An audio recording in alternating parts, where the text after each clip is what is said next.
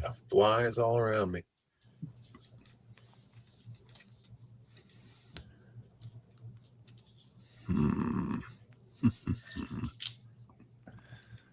Let's do this. Did you put a link on Facebook for the stream? Well, I think I did, and that's what we're going to find out. Okay, so there we go. So the YouTube channel is running.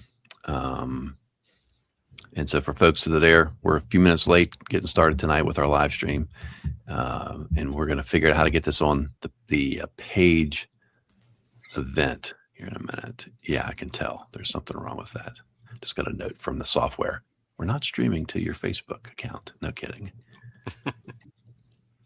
I think I know how to fix that, though. I'm going to refill before we start.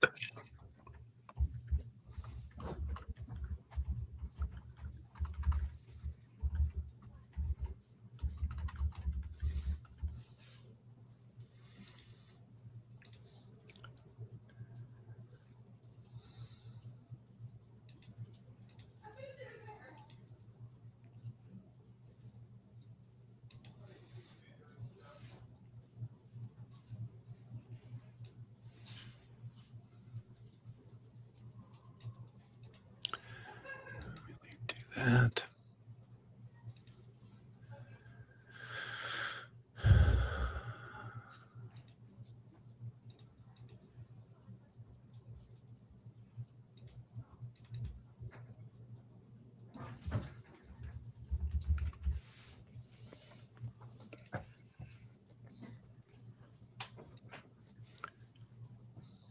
All right.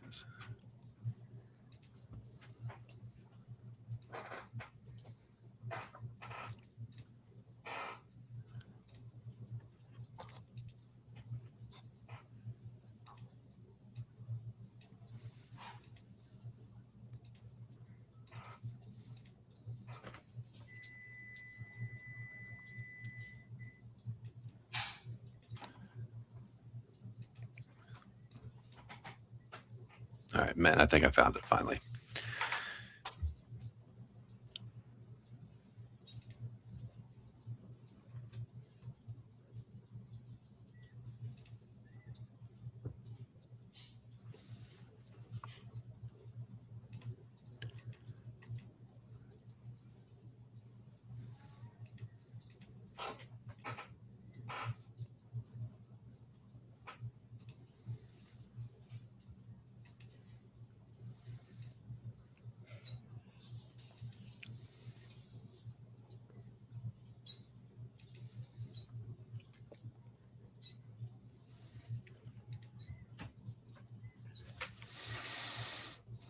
This is the hardest part, getting this thing to work.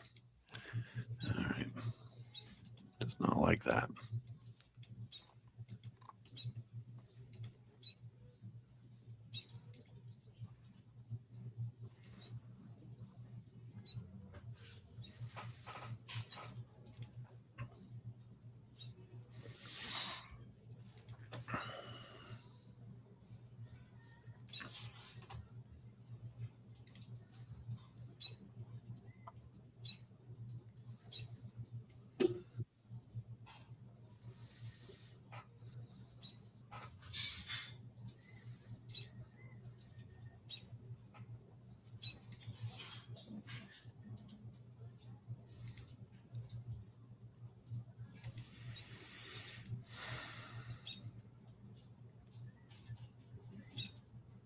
All right, give me one more minute here to see if we can figure out how to get this thing to go live on Facebook. I'm going to give up on it.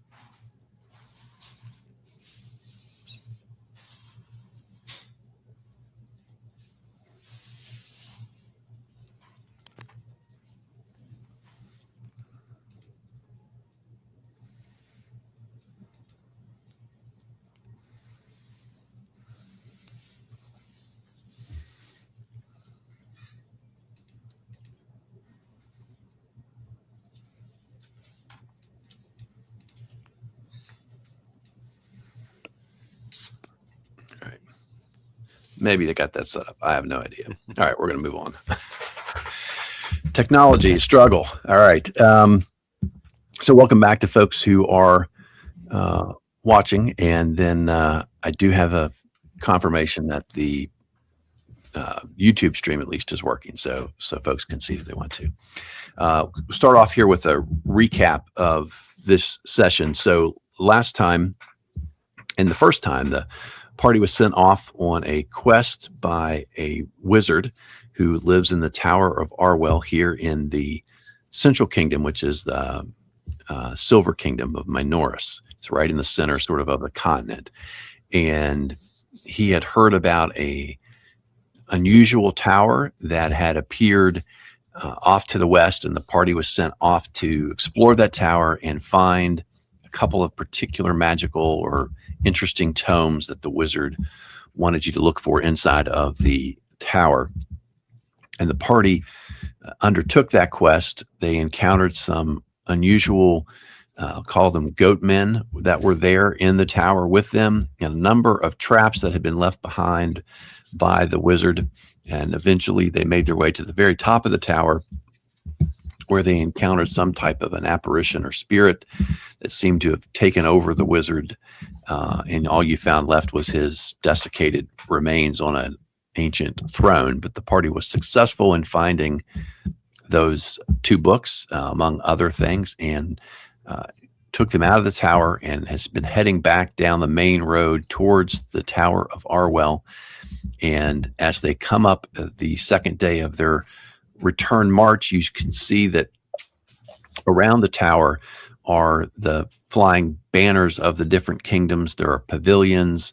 There are sort of merchant tents set up all the way around. Oops, sorry about that. There you go. Karzalak, you're back. There are pavilions and tents around the tower in every direction, and it's a very chaotic scene, like a county fair on steroids. And as the party comes up and gets near to the tower, you can see stuff in every direction. You can see banners in every direction. And of course, the wizard's tower dominates the landscape. And so we'll resume right there. Like I say, the party is coming up in that direction. You can obviously decide to do whatever you all would like to do as you come up upon that scene.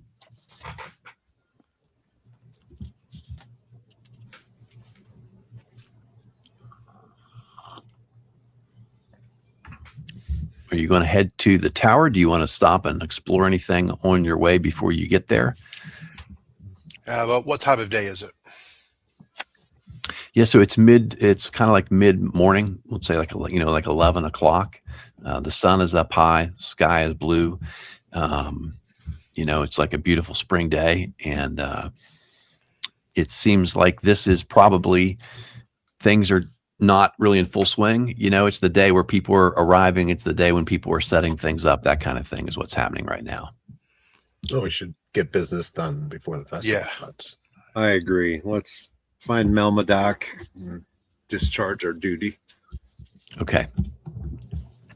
So the road obviously stays unobstructed, other than as people are on it, traveling in both directions or crossing it. So you can just sort of stick straight on the road until you get right to the tower. As you approach the tower, you see a familiar halfling who seems as if he was ready and waiting for you to arrive. And he comes running out with a big smile. This is Thomas, the halfling. And he comes out to greet you, and he says, "Oh, you're a little late, but better now than after the festival began tomorrow." Melmodoc is eager to meet you, and he kind of just waves his arms and summons you all forward through the main front doors of the tower. All right, and if you don't have anything else to do, he'll take you in. And before, I think one of you had noticed off to the left was a large library, and then off to the right was the great hall where you could sit and eat. That's what you had seen so far. But he takes you straight ahead into this large circular tower, and there are, on the far side, there are these huge stairs that go up to the second floor. And so he leads you up the right-hand side of this giant staircase that goes up to the second floor of the tower. right in the middle of the tower on the second floor, it's open, right? So there's like a rotunda, and you can stand there and look down on and see the second, or I'm sorry, from the second floor, you can look down and see the first floor, right? But then off to the sides, there are rooms. And so there's these big double doors that are on the north side of the tower. And so he takes you in there, and it's like I don't know, it's like an ancient conference room or maybe a private dining hall. Like, it has a great big long table with high back chairs in it. Off to one end, there are these big windows that look out towards the mountains. And then sitting there talking, you see Melmodoc, and you see someone who has their back to you. Okay. And it looks like the person with their back to you, some kind of a knight, because they're wearing sort of very fancy armor. You can see their shoulder from the chair. And as you walk in, Melmodoc, sees Thomas come in first, and then sees you all come in, and he stands up and gives you all welcome. And he kind of moves away from where they were sitting in a couple like chairs off to the side. He comes over more formally to the table where there's going to be enough room for everybody to sit down, and he kind of motions for the party to sit down at the table. Okay. And he looks expectantly from one member of the party to the next, and he says, you have all successfully returned from this quest. I hope that means that you met with success at the tower. And he's kind of looking. I'll pull out the books. Yeah, now he's smiling. That's what he's looking for. Yeah, so you bring out both books, and he reaches out his hands very sort of excitedly to take those books from you. You gonna give them to him? I will hand them over. All right. So he immediately sits down and starts just he sits down as if he's going to start reading them, and then he pauses and says, did anybody try to read these books? Okay, so he looks at you and he says, did you sense any ill effects when you tried to read these tomes? I know they're very ancient and contain some very alien kind of concepts and script. And so from what I read about them, when I read the legends of this wizard, it said a lot of his stuff might be the kind of thing that could adversely affect the mind of one who was untrained. Yep. Muted, Brian. I read them, but I haven't felt any ill effects, although we were attacked by books in the library. Okay, he kind of raises an eyebrow at that. He's like, okay, well that's good. And then billy goats. Yeah. He pauses at the billy goat comment, and he's like, well, that's curious. I want to hear more, but first let me just make sure that these books are what I expected. And he opens them and just kind of flicks through a couple of pages of one, and then he flicks through a couple of pages of the other. And then he's nodding the whole time, and he says, very good, very, very good. This is indeed what was spoken of in the legends that I read about this wizard. And so he kind of takes those off the table, and they seem to disappear somewhere. And then he, as he brings his hands back to the table, and he says, now I want to hear more about what you encountered in these billy goats and anything else that might have been unusual or noteworthy about the tower. Did we bring back the mirror? I forgot. We did bring the mirror. Yes. We had, so we can run down. Do you want us to run down? Or we'll tell them everything.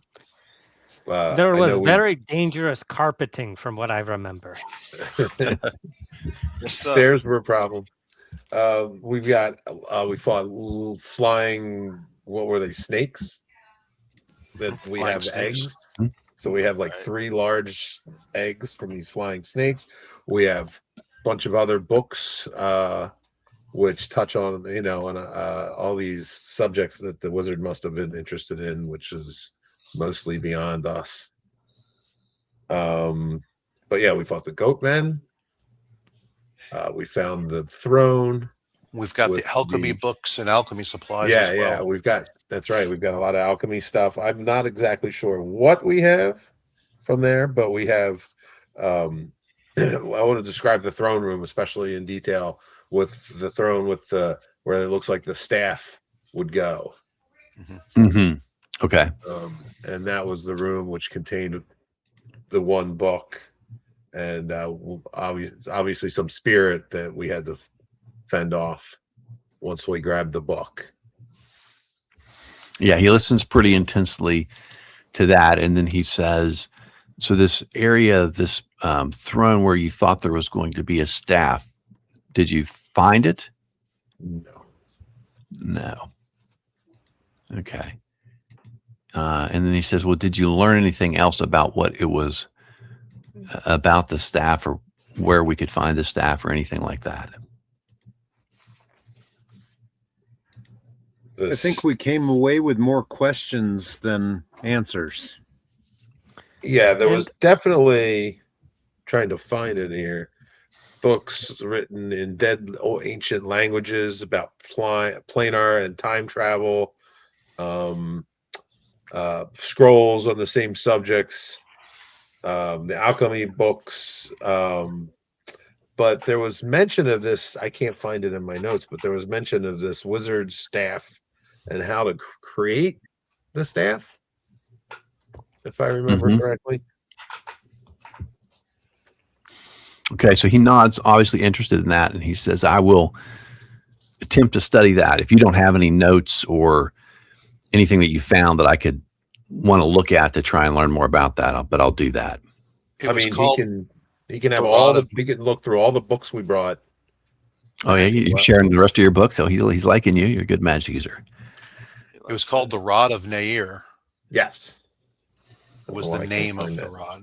Okay, he strokes his beard at that. He doesn't seem like he's heard of that before, but he, definitely wants to know more about whatever this guy knew, because he was, like I said, very, very, as I think he said to you when he found the legends of this guy, very famous mage from a long, long time ago. So Melmodoc seems very interested in him. Okay. Also, one of the goat people was a spellcaster as well. And I believe we have that spellcaster's book. Yeah, I got that too. You do. Is a traditional magic user spell book? It's yeah. So I already looked through it, and it's got some spells. I'm sure you already have, if because they're low level spells. But I did find it. The Rod of Nair, written repeatedly in books from the secret room, a diagram or map of different planes. That's what we found. So yeah, you mentioned the rod, and I have the spell book spells written down here too, somewhere. Okay. Could you tell us, Melmodoc, what the urgency with these books are? Because we were quite pressed to rush. Yes, he says. So he says these books contain very potentially very powerful magic and very knowledge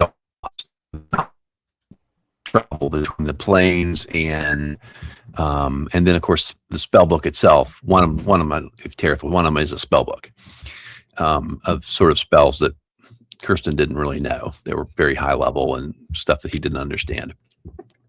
And he said, I had heard, if you remember, he said, I'd heard the rumor from one of my mage colleagues that this tower had suddenly appeared. And hearing that, I was very concerned that these books not get in the hands of some other person, and wanted to preserve them here at the tower and make sure that that kind of knowledge is not, given out to the wrong kind of people. That kind of thing, like too much power for bad guys. Actually, kind of cute. We're not sure. We don't know where these goat men came from, if they actually came teleported in with the tower, or if they were there kind of searching for stuff themselves. Very true. We don't really know where they're from. And he seems pretty interested in understanding what the goat creatures look like, because he says he's not heard any discussion about, he doesn't know that kind of creature, and he hasn't heard anybody else talking about having seen that kind of creature. Yeah. Okay. Well, so he says we should bring this discussion to a close, and he kind of motions over his shoulder. He says, because there are other things to discuss. He says, but I want to reward you for the efforts that you've made on behalf of myself and on behalf of the kingdom. And then suddenly, as if from out of nowhere, Thomas is at his side. And he says, Thomas, please bring forth the chest. And he points to the side of the room, and Thomas scurries over, comes back, and he sets this big chest on the table. It's probably about, 18 inches by 18 inches, right? But it's obviously, you can tell from Thomas's effort, it's very heavy. Melmodoc reaches over, opens it, kind of turns it around, and you can see the glint of gold in there. And he says, a traditional reward is available, but if there's something else that you would rather have in place of monetary compensation, he said, I will do what I can to assist you through, my abilities or what we have here in the tower. Maybe not in place of, but we discovered some trinkets, probably contemptuously below your interest. But maybe you would help us understand what they are, what properties some of these may possess. For instance, the blade from one of the goat men. We believe it may be magic. I believe we have a couple that might be magic. Did we have a detect magic spell that we used? No. I think it would have been yours, right? It would have been Marcus. Do you have to tell? Oh no, I don't have detect magic. I don't know if. Yeah, Marcus is not. I don't think. You're right? He's a cleric. I don't know if they have. Yeah. No, you're on mute, by the way. So yeah, first level spell for clerics is detect. Yeah, magic. so I think the plan was to have him detect magic. If we could have done that on the way. Yeah, I thought you detected magic, but then you didn't know what was what. We don't know what it is. Yeah, but I think we have 2 daggers. That's right. I'm looking at the notes there. Yeah, we did. We had 2 daggers because the spell book came up as magic as well. Yeah, you had the spell book itself from the goat man. You had the scrolls you got from the room where the books attacked you. You had the potions 2, and you had the magic daggers, 2 of those. Could you guys hear the lightning in my house? Storms are coming. It's just hit my house almost. Yeah, the spell book had also, charm, Mr. mirror Melmodoc, sir, we did find a puppy. Some sort Puppy? of puppy bug, which has taken away my chainmail that my mother had given me. And I'm forced to wear this. That's right. You were ragged. Armor, which is not much. Yeah. It smells of goats and regret. Yeah, exactly. He says, well, for a warrior, we can definitely, he says the festival is getting started. And he says, so there's all kinds of stuff available out there. He says, but you don't want to buy anything from there. But he says to Thomas to sort of size you up, and that Thomas will go and to the neighboring town of Rain, and that's the capital city of this kingdom. And it's like, because the tower is just a tower, right? There's not anything else here normally, but there's a real city. And he says he'll send someone to Rain, and they will come back and bring you a good set of armor to replace what you lost. And he asked you what kind of armor it was. Plate mail or chain mail? My mama gave it to me on my 19th name day. It was chain mail, sir. You said if you want to give me plate mail, I will take it. Well, he says, yeah, in compensation for your efforts, if you would rather have plate mail than to have basically something that looked like what you had before, he said we can have that provided. So that's what Tater wants. If you're already tailoring for 1, why not 2? Much smaller, easier. Okay, and so he turns to what kind of armor do you have, Karzlek? Banded, I believe. And so does Karzlek also want to be a little plate mail tin can? It would not hurt my feelings. Okay. So he looks at them and he nods. Okay. So then he How turns, I much guess. is the monetary reward before we Well, it's a chest full of gold. I mean, Okay. you could sit in front of him and count it out if you want. Well, I'm going to ask him how much is in there. He says, I didn't count it. It's a chest full. He said, what I felt like was a ample reward for the 5 of you. It's by volume, but not by Yeah, by the chest, All right. like the bushel.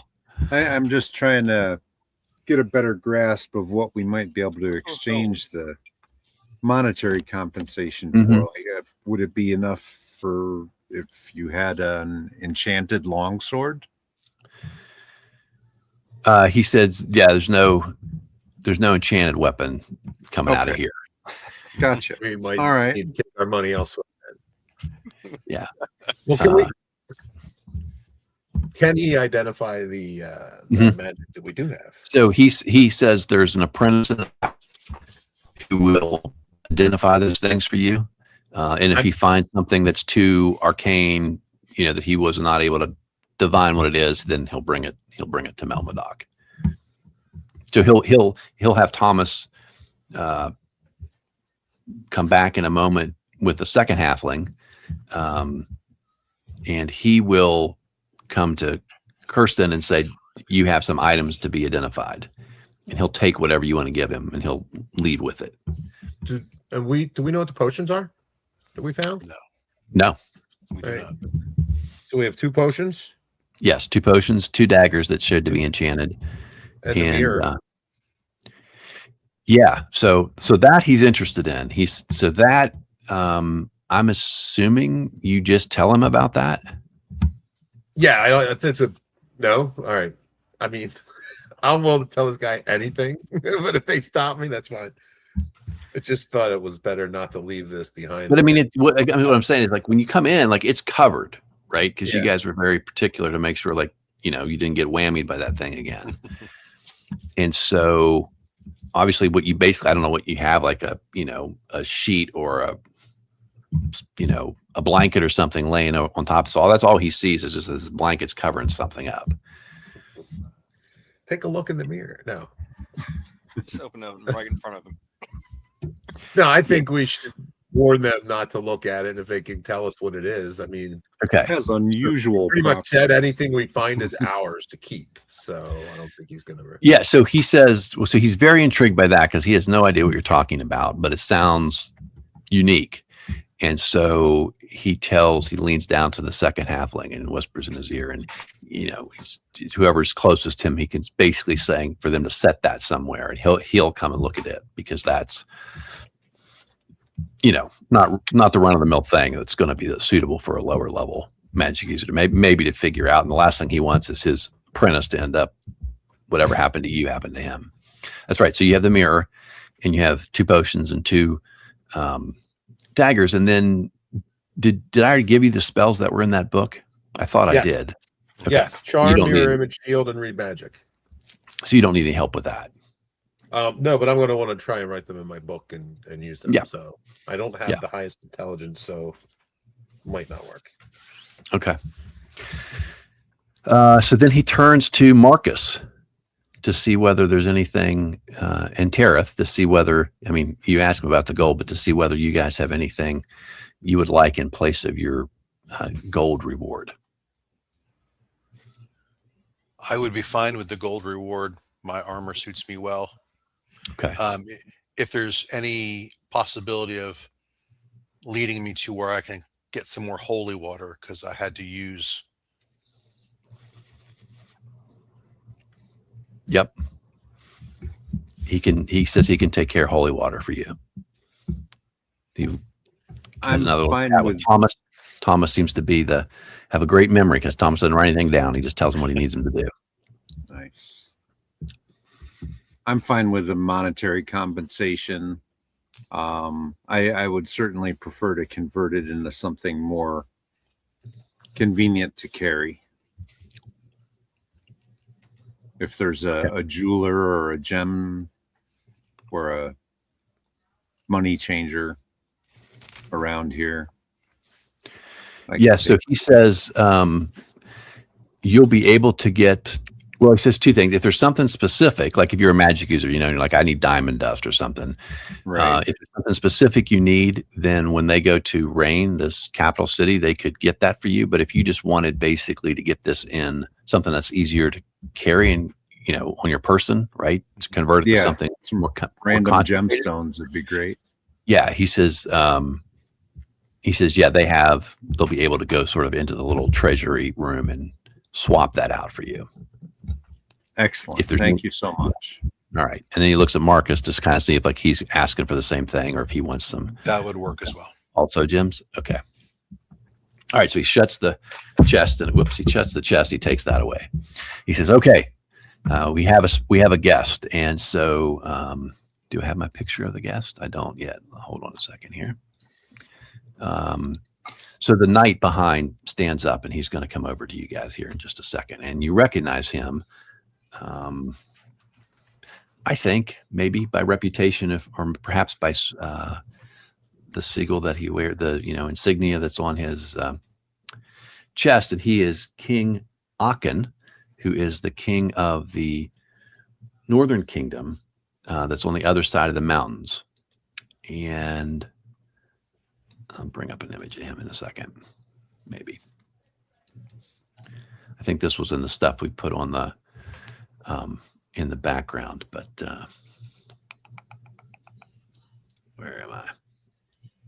So from the Kingdom of Chains? Yes.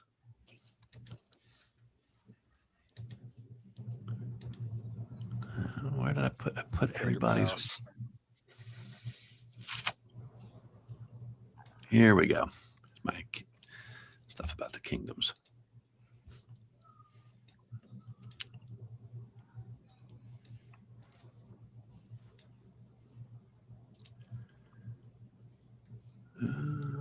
I'm sorry, I'm wrong.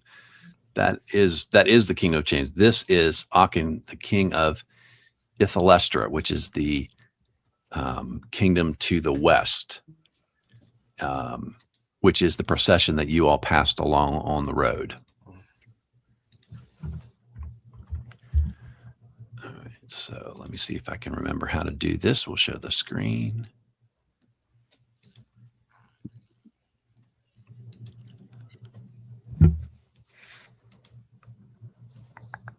No, that's not it. Where's my picture? There we go.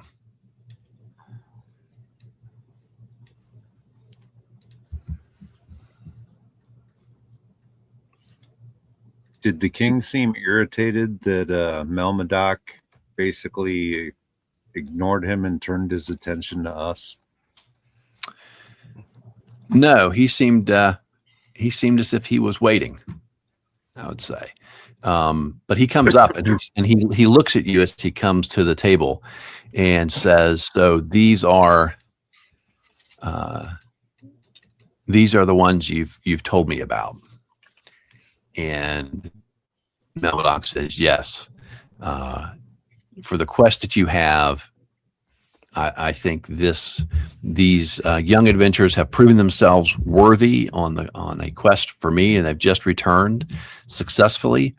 And I think they are trustworthy and capable. So he looks, he seems like the kind of man who's convinced by actions and not words. But so he goes to the far side of the group and sits down alongside whoever's there, along one of the long sides of the table. And he kind of leans in, even though you're the only people in the room. And he says, this quest is important and urgent. He says, I have heard of, we have recently discovered the location of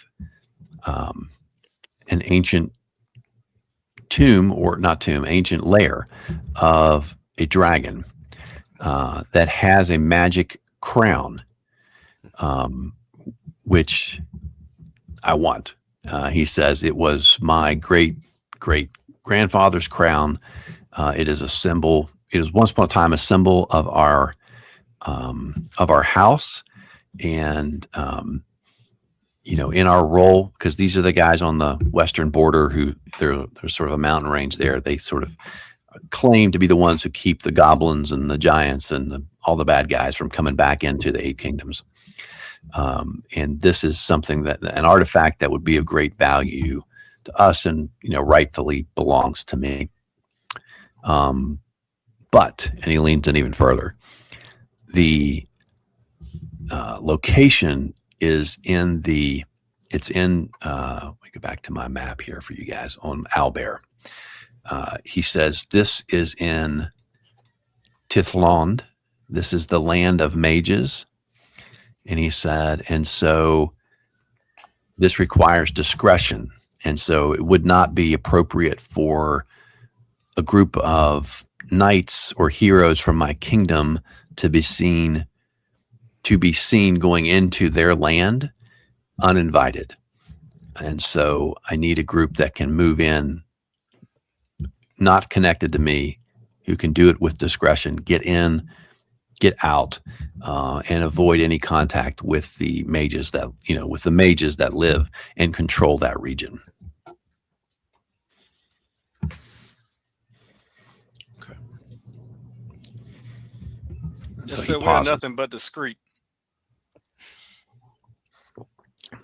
That would be good. That is why I believe Melmodoc has recommended you. He says, I have the captain of my guard knows of the location and will travel with you incognito. Obviously, because otherwise he doesn't think you'd be able to find it. Just wandering around up there would not be a good idea. He says, I'll dispatch him to take you there. Once you get to the actual location, you'll be on your own.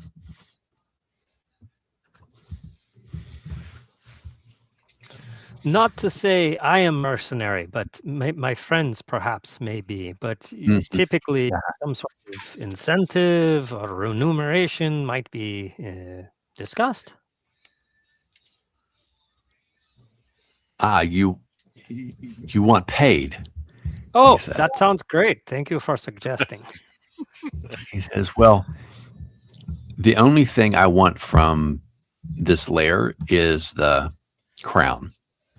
And I would imagine, and I am led to understand, that there are great riches, both in coin and enchantment, within that lair, all of which would be compensation for you in return for your efforts. He pauses. The journey is reward enough for me. Maybe Why would your it's the man- friends we make along the way? Why would your man not accompany us into this ancient lair? And can we assume that the dragon no longer sits on his hoard? He says the dragon has not been seen in our lifetime. No one has been into this lair. We just have discovered its location, and I worry that secrets don't stay secret for long. So we do need to get in there if we can. Now, as for Dorian, who is the head of my guard, I've asked him to provide you with passage to the location and to stand guard over to make sure once you go in that he can obscure the entrance if that's necessary, and do what is necessary to make sure no one else comes in after you. So that's his role. We'll see. You can talk to Dorian once you meet him. Who knows? Well, Your Majesty, sounds fantastic. However, if the tomb is bereft of valuables, not tomb, but dragon's lair, perhaps someone came along, and help themselves, leaving the crown, which we return to you. Perhaps a base compensation aside from opportunity might be within your largesse. He kind of leans back, behind you and looks down the table at Melmodoc, and he's like, "So these are your heroes, these mercenaries, focused only on their own well-being." Not Obviously- only well-being, not only, maybe something immaterial like a small portion of land or introductions or, many options available aside from coin.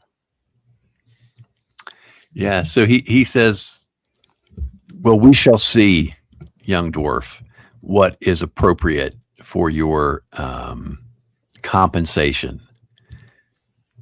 I would not be a just ruler if I allowed you to perform a service for me for which you did not receive just compensation. But at this point, I don't know how difficult this exploration will be. It may turn out to be easy. And on the other end, you may endure great sacrifice. But I'm a man of my word, and I am a man of honor. And my kingdom, which is, he doesn't say, but which is wealthy. My kingdom has plenty to offer for those who are aligned with us and those who support the good of the kingdom. And as I hope my word will be sufficient satisfaction for you to know that you can trust you will be compensated." Sounds good. Thank you. We'd be He said- honored The to money, boys. I'm help in. your house and return this crown to its rightful place. "Thank you. Spoken like a hero," he says. "And now," he says, "I must get back to prepare for the festival." And he stands up. He looks, pauses to see if anyone says anything. And if not, he turns and exits the room. And Melmodoc says, "Good. You guys will do great things." And he said, "You will rest tonight. Enjoy a little bit of the festival if you'd like. And in the morning, we'll have your items ready for you. And if there's anything else that you need for your journey, Thomas can accommodate that." He looks around and he's like, "I didn't see any horses. And so you'll need mounts for your journey to speed you on your way. And Thomas will, find something in the stable that's appropriate for each of you based on your size. And we'll have those ready for you in the morning as well." Okay. Sounds good. All right.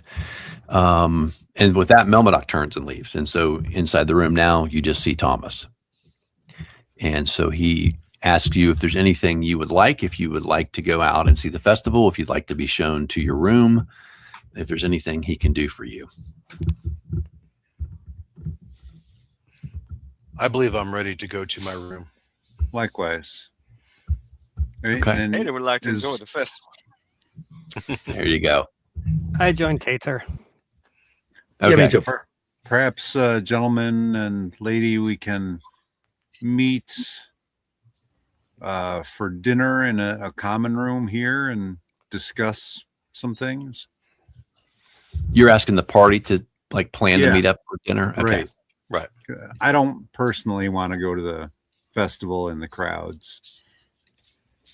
Okay. So Fair I'm enough. just going to retire to my Tess? room or Yeah. And so to Well- bounce through that, right? So Thomas will take those who want to retire. You go back down the stairs and through the great hall. And at the far end, there's stairs, kind of you don't sort of notice them until, he takes you over around behind some barrels, and there's stairs that go up.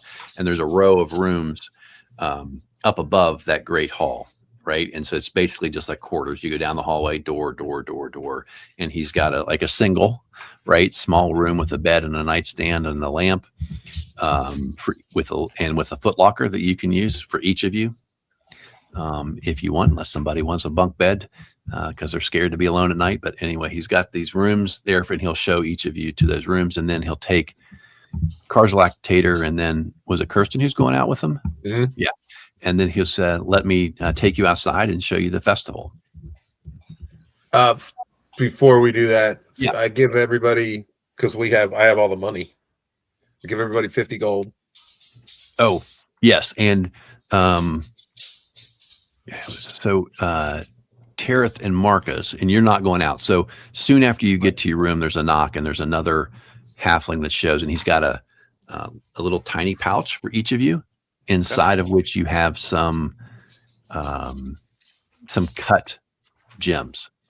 Okay. Cool. And it looks like some of them, a couple of blue, a couple of green, and a red gem in there for you all. And so I don't think we enjoy role playing how you figure out the value of gems. So I'm just going to tell you that those gems are worth 1,000 gold pieces in total each. So you can just make a little note that you have some gems. Okay. Sweet. So yeah, so I'll give everybody their 50 gold and their 25 silver. So I'm not accused of stealing it.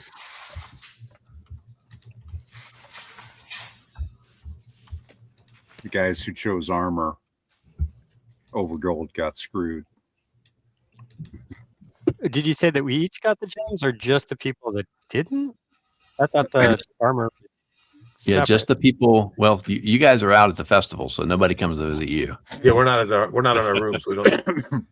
I haven't got anything. I'm just waiting to hear what the daggers are. But I'm going out because it's a festival. There you go. Amen. Is that? Let's go, party crew.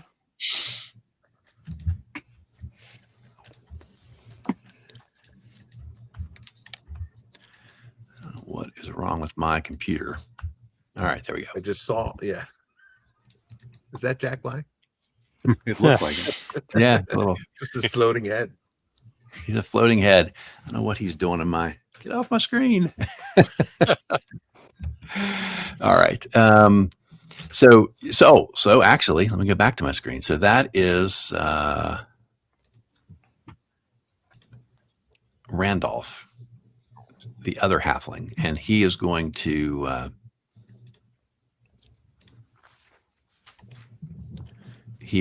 take you all out into the festival, and so he will do that.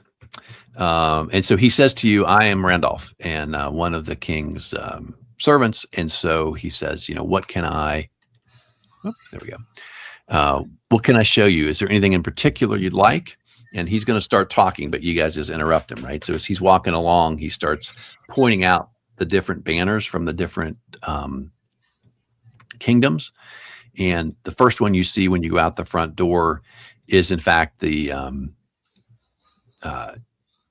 kingdom for the king that you just met from Ilestria, the land of the golden blade. These are the knights. And so they're like super over the top knights, right? So you've got giant pavilions with pennants flying everywhere, shiny armor, people very regimented looking over there.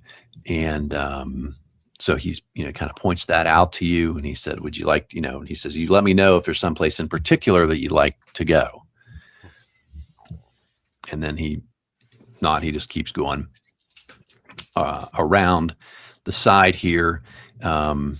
He's going like clockwise around. And so the next place he comes to is is for Londorthel, the kingdom of chains. And so they're a little ruddier. You see a decent number of dwarves mixed into that kingdom's collection of people. And again, they're definitely soldiers, but they're a little more rough and tumble sort of looking group of knights and nobles and not quite maybe as worried about being polished as the people from the land of the Golden Blade would be. And then the next way around is another group of folks that look like a lot of soldiers, but it mixed in with them look like there's an awful lot of people you think are probably more like Marcus. They seem like they're probably a lot of priests, clergy, and maybe even some sages or mages, mixed in with that group. And you see, if I can do it here, cutting through the group, you see this very tall woman, and you can tell that she's being given a lot of deference by the people who sort of cheer as she moves through them. And she seems a little humbled by that cheering. And then you hear somebody mention, and then Randolph leans over and says, yes, that's her name is Saloon, the Lady of Light, I believe. And she is the ruler of that group of Senu, the high priest. And they call their location the City of Light. And it's down to the south east off the edge of the continent. And they say Randolph says that she's an amazing warrior, but also an amazing scholar, and that their kingdom is really thriving under her leadership, which has been really different from, I guess, the people that, were in there immediately before her. You continue around, and as you get to the far side of the tower, you see there's this huge procession that seems to go like down the road to the east for a really, really long time, with lots and lots of people in the procession. So you see lots and lots of merchants who are coming in, and they're sort of peeling off and starting to set up their stalls around the way. It just seems almost like not quite Mardi Gras, but there's sort of a party atmosphere with this group. And then when you get to the end of that, which takes quite a long period of time to get to the end, you see this beautiful, huge, overly fancy carriage, and inside of that you can see the very small hand of what is a halfling, which is the ruler of that kingdom, which is sort of like the merchant's kingdom. And it's probably like a free state, more of a democracy. They elect their leader there rather than it being passed down through the generations. And there is the guy who is the halfling, who is the head of that kingdom. And so he again seems to be very loved by his people. And again, they are, far and away the wealthiest kingdom here, the merchant kingdom. Okay. That's just a little bit of color of the people that are out here. And then if you want to, like I say, if there's some type of merchant that you might be interested in stopping to see, obviously you can do that. There's literally kind of anything you would imagine, anything from, somebody selling food to people that are trying to sell enchanted items and baubles and so forth that you might be interested in adding to your collection. I think we should let it be known we may have magic mirror to sell, because so many illustrious, wealthy people are here. Perhaps they would like to purchase our bauble. Okay. So you want to just sort of like start talking to people? First. We're getting that. Yes, Melmodoc has your mirror, right? Because he said he was going to identify it for you. Yes, but we can put out flyer, say, we have mirror being polished up by Melmodoc, and, one of a kind, very rare, very, very, you will be talk of town, if you were to own. Okay. So you're gonna say that to a few different merchants who seem like they might buy that kind of thing? I confer with Tater, because I trust Tater. He is very smart. Okay. Very smart. I mean, otherwise, are we not know, hauling mirror around? Doesn't make too much sense. Well, no, Melmodoc has the mirror, so you're definitely not hauling it around. No. But for future adventure, it's, to me, is. Oh, you're saying why we don't want to keep it? Yeah. We don't have lair to defend, and both Tater and I, we are already familiar with how pretty we are, so we don't need mirror. Unlike other more vain people. Hey, Wait a minute. These cars. What do you think? Go to the bathroom and look. He's gonna have the mirror facing him when he opens the door. But you know, I am not making command decision, but just saying, what do you think? Maybe if we sell, we buy other things more practical or helpful. Absolutely, trade it for something. There's no need to carry that Like- around, but it's Yeah. pretty I do not dangerous need a mirror. item that you know. a I would magic worry blade? about somebody getting a hold of it and using it for nefarious means. But what else is it made for? Evil mirror. Kirsten's got a bit of a conscience for a thief. Just Okay. So what do you want to do? Do you want to drop hints that you've got something really valuable? Let that spread through the crowd, or What do you think? What do you think? Is it a reasonable idea of selling it? yeah, we're not keeping Yes. it. We can't carry it around like you said. Yeah, we go ahead. We drop hints then, you know? No price set yet, but accepting offers for very powerful magics. Kirsten's just looking out for any stalls that would have any like potions or scrolls. okay. Excuse Well, me, so sir, when you you're- into magic mirrors? Kirsten would have noticed when you were circling around a couple of different places in the kingdoms, right? So the people from Prestoon, that's where the Lady Knight is their leader.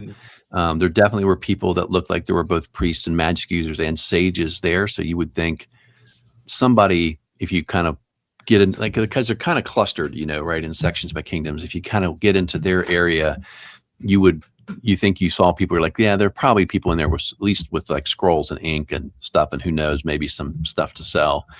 And then this huge group that's come from the kingdom of Holland, which is the merchant stronghold on the eastern coast of the big kingdoms. The sense is from that caravan, like there's everything is for sale. I'm from Holland, so Oh, there you go. Okay. So yeah, and so you know, like there's going to be.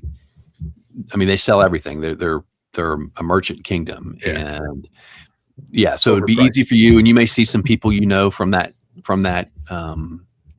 city, you know, that you could at least have a familiarity with if you wanted to ask, hey, is certain type of people here? Where can you point me to the people that came with this kind of thing? You could get over and find yourself some merchants for sure.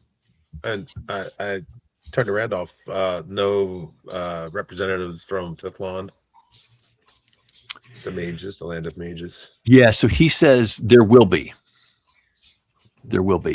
And if you go, and he stopped sort of within that procession, you got kind of halfway around the tower and making a big circle, right? And you're going to have two other kingdoms have set up on the south side of there, which you would assume, based because people are kind of setting up where they came from. Hellbreth, which is where Tater, I think, is from, and then Dorothea. Those Correct. kingdoms are down there as well. But you can keep. They move You know. a little slower down south. That's all. Randolph will circle on around if you want to keep going. But yeah, so he says the mages will be here, but they're not here yet. Right. Might be able to get some information Tell me, about Randy, where it's we're my- headed. It's my third Okay. cousin, Prince Turi, around. Well, you know, and would feel confident that he's there somewhere. Because, you know, Not the experienced hospitality, rulers come to experienced to Hellbreth these meetings. hospitality, boys. Yeah, so Tater could take you around and take you into his home kingdom and try to convince somebody to let him get close to the ruler. I am 47th in line to the crown of Hellbreth. I once painted nails for somebody who was only 36th in line for Prestoon. I think somebody died, so they might be 31st in line now. You guys can marry.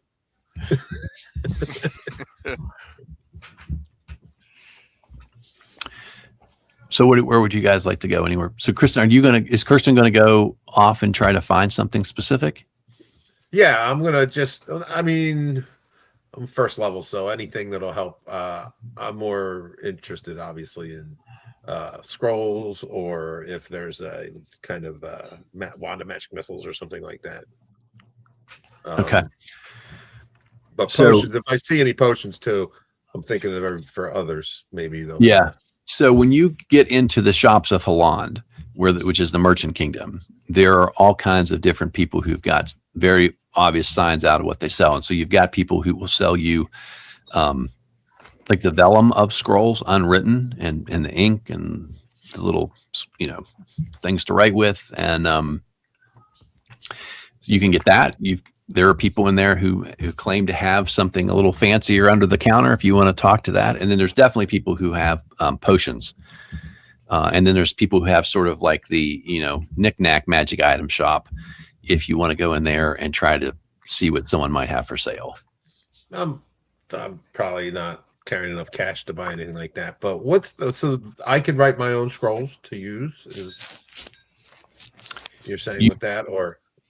You can write as a magic user. You have to pull out the rule, but yeah, magic users can with time and with enough time, you can write a scroll.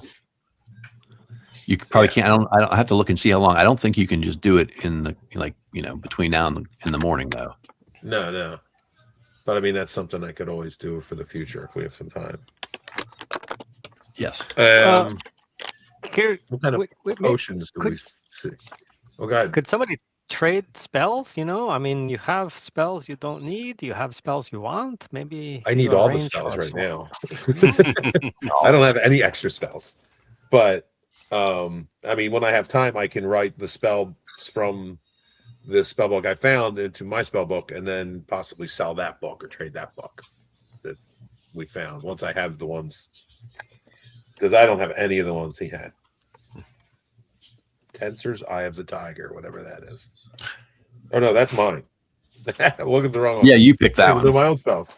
The Charm Person. Yeah, I don't have Charm Person. I don't have Shield. I get the papers everywhere. It's written by the Mage Balboa.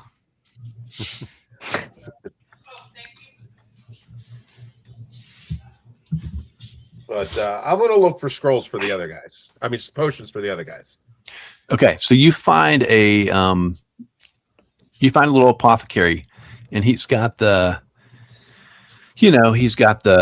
sort of like the GNC version of stuff. You've got all these powders and potions you can drink that are going to make you live longer and feel better. And he starts off by showing you that stuff. He's trying to feel you out because he's eyeballing you. You don't look Yeah, all that wealthy. I'm a vagrant mostly. But if he doesn't, names for people from home. yeah, Work for this guy because I had a million jobs. I just worked for a couple days and move on. So yeah. And so, but after a while, he's kind of like, would this be what you're looking for? Would this be what you're looking for? Would something put hair on your chest? Something to help you sleep better, live longer? Or looking for something to make somebody stronger. Okay, so he says, so anything interesting out of the ordinary? He says, well, we have some enchanted potions. Okay. If you have the coin. I pulled 3 gems out of my bag. All right. Do you remember did I tell you what these gems They were worth? came from the throne room. All right. Did I tell you what they were worth? Or you had not gotten that? All right. Well, let's go back over here to see what we're looking at. Oh, 3 gems. They were worth 250 gold pieces each from the throne room. Yeah. And so you're going to pull those out and say, kind of like, what does this get me? Okay. And he gets out his little magnifying glass and he gives him a good look. He walks out to the front of his shop and he yells to the shop across the way, looks like, and then the guy gnome comes running over there and they confer, and then the gnome takes a look at him and they sort of chat so that you can't hear what they're saying. And they nod a little bit. And he's like, okay. And the gnome, and he thanks, and the gnome leaves. Right. So he says, okay, well, you've got these 2 gems. He said, I think we might be able to, do some business.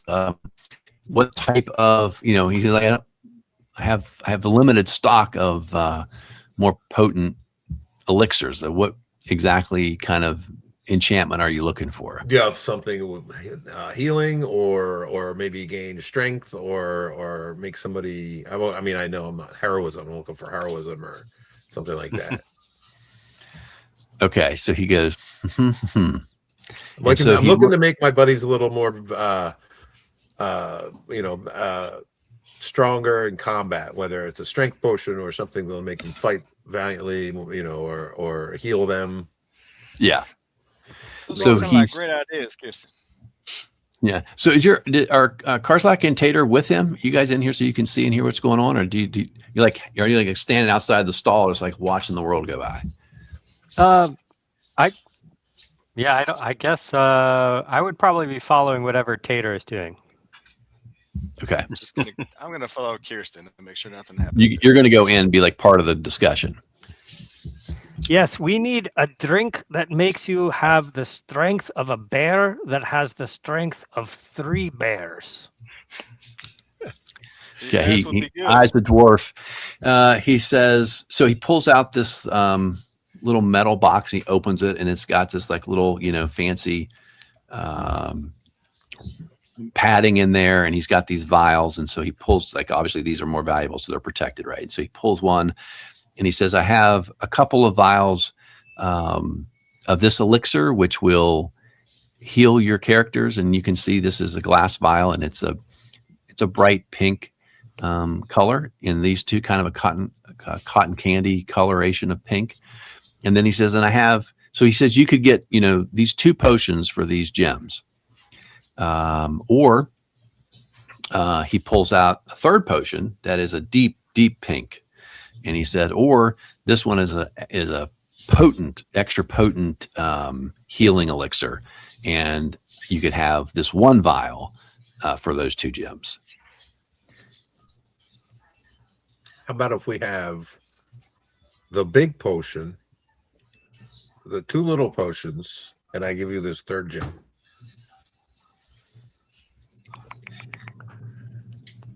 He's like, and a bag of silver.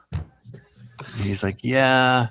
He's like, he points to the first ones. He's like, it's kind of like 1 gem for each of those. So you would need like a 4th gem for that deal. All right, we'll take one of the big one and the small one. Or how the about big- a nice set of banded dwarven armor? He's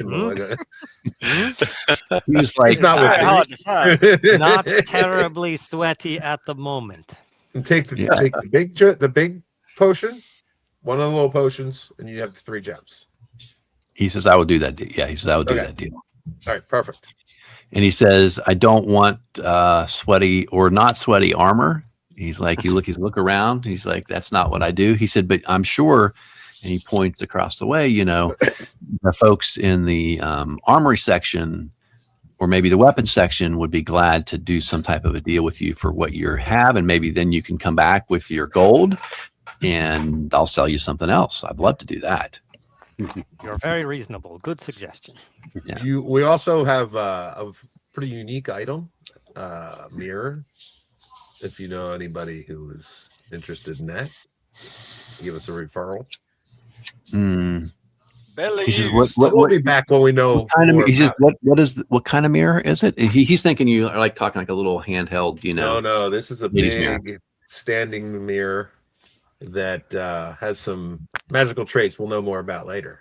But it's a very unique item.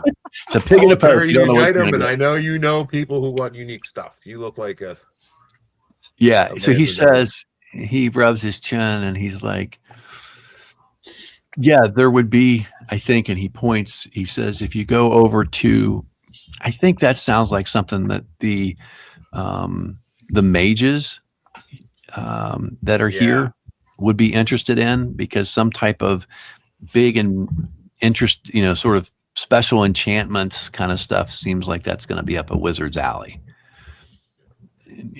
Wizard's alley. So you go over there and you can find the wizards. We'll wait for the Tithland to show up too before we sell that. I'm good here. We'll look for you Okay. later if we need. Okay, can, and so that's not. It was pretty blatant, I think. But you've got an extra healing potion and a regular Yeah. healing potion. Okay. And it's all right if we hand wave it, as far as I'm concerned. But Take you these know, guys. if Karzalek is getting the plate mail, he'll sell off his banded. Okay, so you want to go and do that. So you're going to be wandering around with no armor for the rest of the night. Yeah. Safe place. I got you. It feels like it would be, right? Okay, yes, not and he so can good. do that. And let's swing down here. You're going to obviously get that at a discount. It is a little sweaty. Battle tested. That's true. It survived the rust monster attack. Maybe it's extra good. Probably magical. Who knows? Indeed, who knows? All right. Band mail. Yeah, so they're going to give you, it's 90 gold pieces when you buy it new, so they're going to give you like 40 gold pieces for used plus worn in. Oh, it's offensive, but I accept. Okay, so you can mark that down. And then Tater, in case you're not getting any money for your armor. Remember when I Thanks, killed bro. that thing? It smells of Yeah. billy goats. Yeah, that it does. Okay. All right. So we've got Kirsten. Does that sort of satisfy? You're kind of, maybe you're out of money too, so maybe it really satisfies your desire to roll around here. But you can certainly go other places if you want to learn about people or see what's out there. But I think you're out of money. Well, we got a little cash, but nothing to buy anything good. Yeah. I'll probably throw my 25 silver pieces away on garbage, that trinkets and things. And Okay. give a few to poor people begging while I pass them or whatever. Okay. Randolph will take you around the rest of the circle. And as mentioned, you do see, he points out the Duchy of the south, and you come around and you see the Kingdom of Helibrath has its banners flying. And of course, Tater knows that kingdom very well. So he probably recognizes some people who are there, because it's kind of the who's who, right? All the nobility comes to this kind of Come, stuff. boys. You're going to take him in and introduce him to people and try to make your way to the king? Absolutely. That's That's the going in. spirit. That's the spirit. At this point, Kirsten will separate herself from everybody and just wander. Okay, off into the crowd. Kirsten, there will be drink. Oh, I rather love this. All right, so he goes off into the crowd. You guys don't know what. You just turn around, he's kind of gone, which is fantastic as far as I'm concerned. And yeah, so when you go, Karzalak and Tater, to in here, get my picture. Come on. I don't know what is wrong with this. There we go. So it's in the background information, but the thing that Tater can tell you in some form or fashion about whatever relative this guy is to him. And you know, he's able to make introductions and talk for a little while with the guards and convince them to let him come in, and his, again, cousin or whatever, second removed, twice removed, whatever, comes out, Tater, you know, and he's very glad to see you. And you very much get the impression that he would much rather be hanging out with Tater, eating whatever Tater and he liked to eat and drinking some ale, than doing this stuff, right? He seems like someone who much more enjoys the company of his friends than he does the trappings and the obligations of nobility. He's young and sort of untested, and Tater's aware and can share with you that the other kings, who are obviously sort of a generation older than him, are not sure what they think of him and his ability to lead and his kingdom and so forth. And he's frankly not very interested in politics either. And this is, one of those things where it looks like it's a big fair and festival, but there's a lot of politics involved in these 8 kingdoms and whenever they get together and, that kind of stuff. And so he is not he doesn't understand it. He's not interested in understanding how it all works. He's much more interested in being out hunting or, that kind of thing with his friends. And so, yeah, he's really glad to see Tater and take his mind off of the headaches, right? So he brings you into his tent and sits you down and offers you food and drink.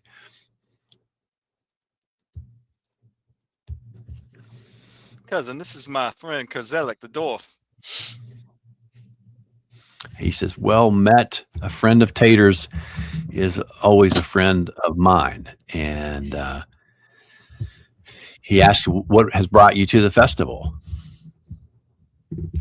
Well, sir, we have been to a tower of a hand and defeated some bitter people for the mage that lives here, and now we are here. Please tell me, how goes the kingdom? How is my mama? He says things are well in the kingdom. He does sort of seem confused by the discussion about a hand, but he says things are well in the kingdom. He says, if only I weren't tied up with these issues of state. But my father did the best he could to prepare me for this, and alas, I think I'm stuck with the obligation to lead the kingdom. And he says, fortunately, yes, he says, fortunately, Hellebreath is a smaller kingdom, and we can avoid most of the politics that are of an intrigue between the kingdoms down there, kind of out of the way as we are. So I take some comfort in that. And then he mentions that, that tomorrow is the official beginning of the festival, and there will be a meeting of the rulers of the 8 kingdoms. And he's not sure what that's going to be like and not sure what he's supposed to do when he gets there. So he's kind of feeling a little anxious about this being the first time he'll attend that ceremony. You will find your way, cousin. I have no doubt. He appreciates it.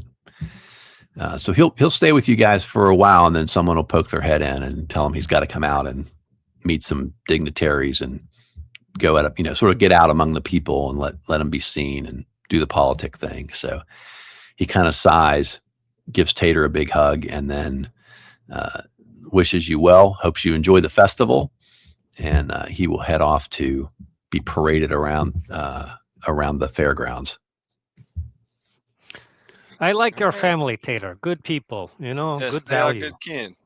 We have good values. Yes, we do. Maybe let's get drunk, throw some axes, and go to bed, huh? Sounds like a good time. And wenches. Okay, but short one for me, okay? We will find one. Are you going to throw wenches, did you just say? Depends on how drunk. It's always an option. Yeah, Karzalek's got no other real business other than carouse and then return to the accommodations. Okay. I've lost one of my dice, but that's okay. All right. So let's see what happens here. Okay. All right. Well, it's it's a very crowded space, and as evening comes on, it becomes more and more crowded, but you're able to sort of work your way through the crowd, find some different places to spend a little money and get some ale. And when you do, Karzalek, you find that it looks like someone has pilfered your coin purse. I'm not sure what Karzalek has in the way of money on his person, but whatever little thing he had to carry that in seems to have been lifted. Well, easy come, easy go, it seems. I should have never given him that 50 gold. Tater, this one's on you, right? It's on me. Yes, sir. I've got you. And so a little bit later, after you guys have had a decent amount of ale, this not so reputable looking guy comes up to you and says, I understand you have something enchanted that you're looking to find a buyer for. And he says, I think I can facilitate a sale of an enchanted item in return for a commission. And who are you, sir? He says, my name is, and he pauses, Frank. Frank Excuse me. the Fence, and I can help you sell your item. I understand I understand you have something, and I know the kind of people that would be interested in that, and you could sell it without attracting any more attention than you already have. Yes, you seem disreputable. He's like, oh, I take offense. I take offense. No, at sir, that. you are offense. You are offense, sir. He doesn't seem to take too much offense at it, though. He's like, so what do you think? I might take offense, but I'm still willing to do a deal. I think we are looking for buyer, and if you line up buyer and no one else is interested or as interested, I have no problem selling. What is your commission? He says, I take 25%, but I will find you the best buyer. Well, I am not good at counting, but that would have to be a lot more than other people with no 25% commission. But he says, well, do you have this enchanted mirror? And he's kind of looking at your backpack, because again, he's thinking it's going to be a handheld mirror. Is under the care of the great wizard. Oh, well, that's going to be more difficult, he says. I will still try to find you a buyer. I thought perhaps you had it here and we could find you a buyer this evening. No, he's probably item No, for sir. royalty or rich merchant or the like, noble family, very wealthy, very powerful, maybe thief lord, doesn't matter so much. Yeah, he says, Coin is coin.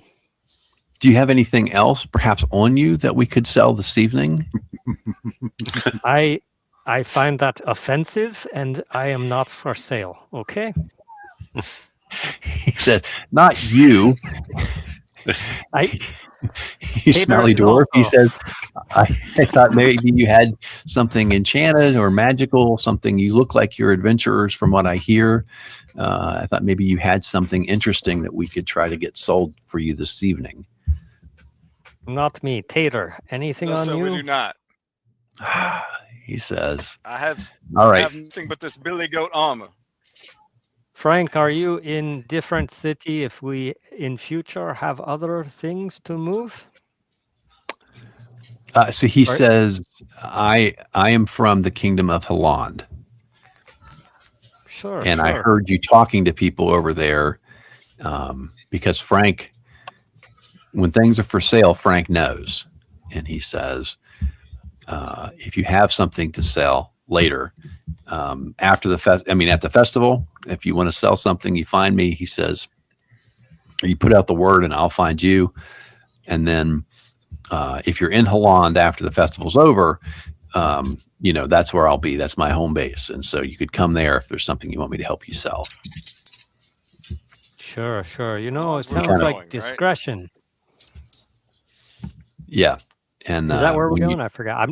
We're not mentioning that there, right? I don't think so. No, it's not where you're headed next. But No. so, it's good. and when you turn to your beer and turn back, Frank's gone. He's just melded back into the crowd.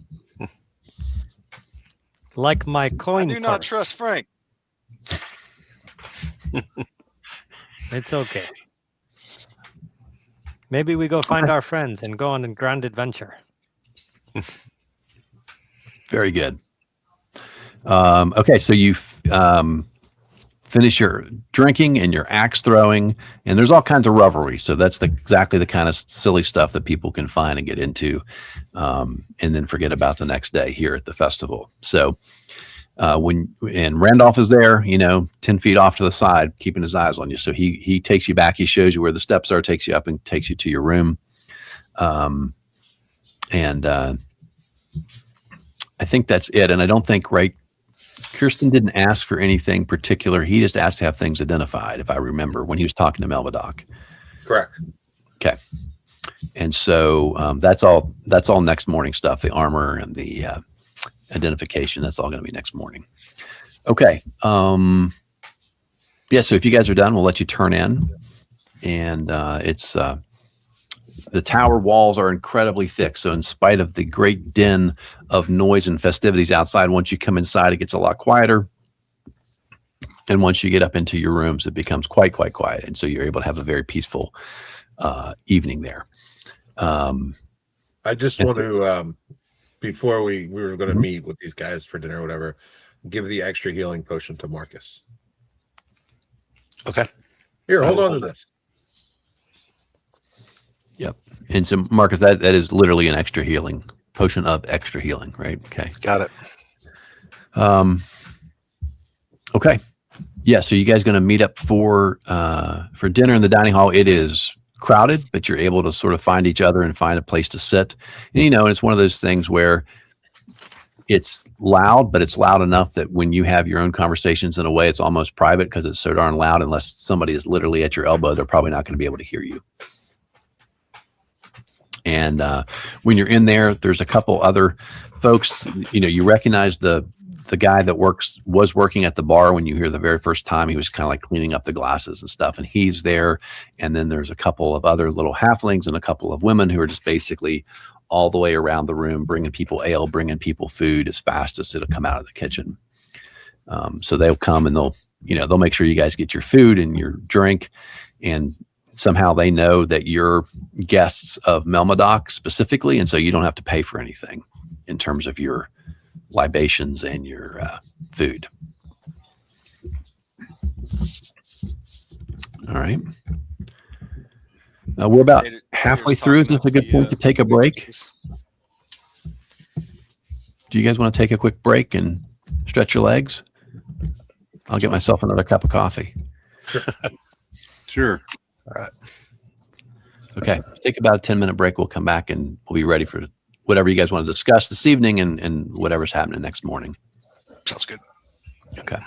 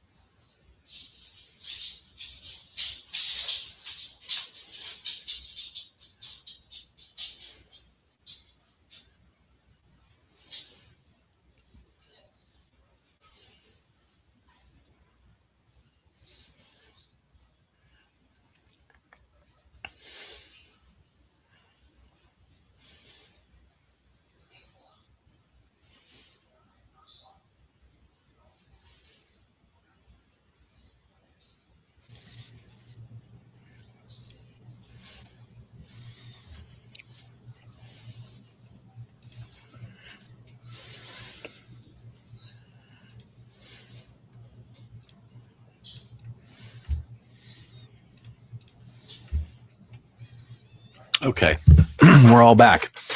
So let's pick up with dinner. So I don't know if there's anything you all want to talk about. I can sort of be quiet for a moment and let you all discuss anything you'd like to discuss. I wanted to know what you guys thought about us being sold as heroes by Melmadoc to a neighboring king. I wonder if there's a bit too much confidence, or if we're being used as expendables. No, it's because we are heroes, you know? I think just really accurate observation. You know, Well, better sold as heroes than sold as slaves, right? You know, let's go make some more money killing things, grand adventure. That's what I'm here for. Although, I'll say this, that human king, for being so wealthy, seems kind of cheap, you know? That's like saying to miner, like, I am company, and I want you to mine gold, and I will pay you by letting you mine gold. You know, it just seems kind of like, oh, thanks. I guess we do the Harzalak, work. you worry too much about money. No, And no, no, anything- just Enjoy enough. life, enjoy the Just enough. experience. And Look. if he were mining gold and telling us we could keep some of the gold we found, is more like what he's offered. Sure. Money is not my preoccupation, but it makes certain things much more helpful. Like, how many of your fancy little drinks would you have gotten with no money? But, you know, things come and they go.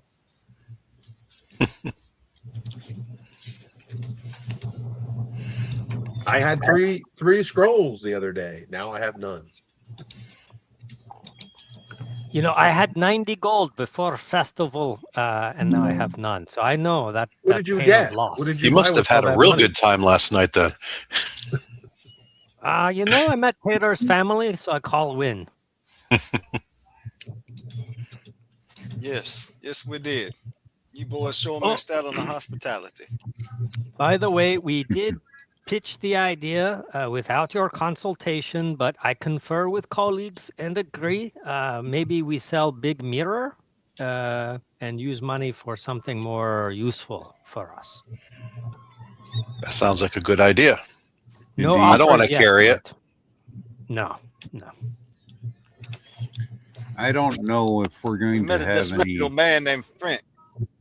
any time on our own, being the new heroes of the realm, of course. But the capital city is not far away. So if we have something of exceptional value, that's this mirror probably is, we might gain a wider buyer audience in a heavily populated area, as much as I loathe to go to one. We would need to get ourselves a cart to haul it if we're going to get horses. Who knows? Maybe Melmadoc might want it to buy it from us.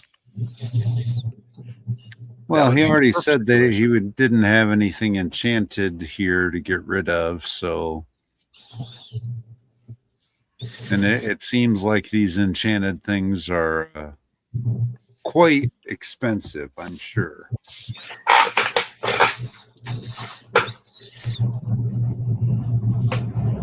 But I just want you guys to be aware, to be looking to being played off as fools. Now, this king is sending Dorian, his head of his guards, with us, but he's just going to guard the door. But if we fail, he'll go in and grab the crown and have a successful mission anyway, with none of the risk. It sounds a bit strange to me. You know, your elven heritage probably makes you paranoid, but I feel more confident that you are thinking these things through for us and looking out for a benefit of group. So I trust your instinct, despite your racial handicap. Oh, my short friend. You are humorous, whether you intend to be or not. But I just... And what do we know of this land of mages? Are they from growing up here? What do we know about Tifland, Ryan? Yeah, so not a tremendous amount of all the kingdoms. It's the one that's probably by far the most opaque in terms of what people know, right? So it's kind of mostly legend. It isn't a place where people go. Like, you know, you can go to Illustria, you can go to Holland, you can go to these different kingdoms pretty freely. People don't go to the land of the mages for a couple of reasons. One, it's a sort of very dangerous in a way. There are areas that are rumored to be sort of like you wander into, like you never come back from. There are said to be some like ancient towers and tombs up there where, you know, that are really old and really dangerous to go into. The mages don't particularly invite anyone to come to their kingdom, whereas the other ones are, you know, are pretty much open. They do not. And in fact, if you look at the map, there's no road that goes into that kingdom. The roads go everywhere else, but kind of like stop when you get there. They travel often using magic rather than, you know, on a horse or on foot. The mages themselves. So they kind of keep off to themselves, researching, learning, knowing arcane things, and don't interact much unless there's something that they want or need. And, you know, then they come down. Of course, they come every year to this festival like everyone else does from the kingdoms. But for the most part, it's a sort of separate and apart kind of kingdom, right? Okay. So most of what you know would be rumor.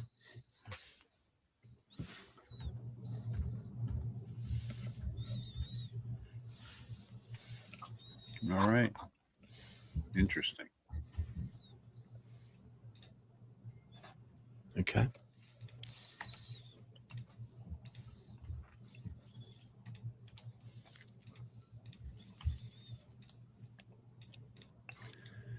All right. Anything else you all want to discuss or anything else you want to do before you turn in?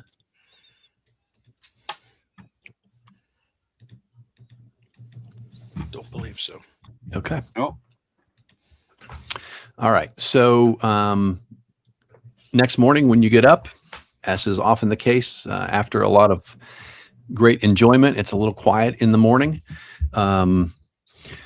You do hear some hurrahs as the mages have arrived, and they're well known in very sort of Gandalf fashion to provide the pyrotechnics show every night at the festival.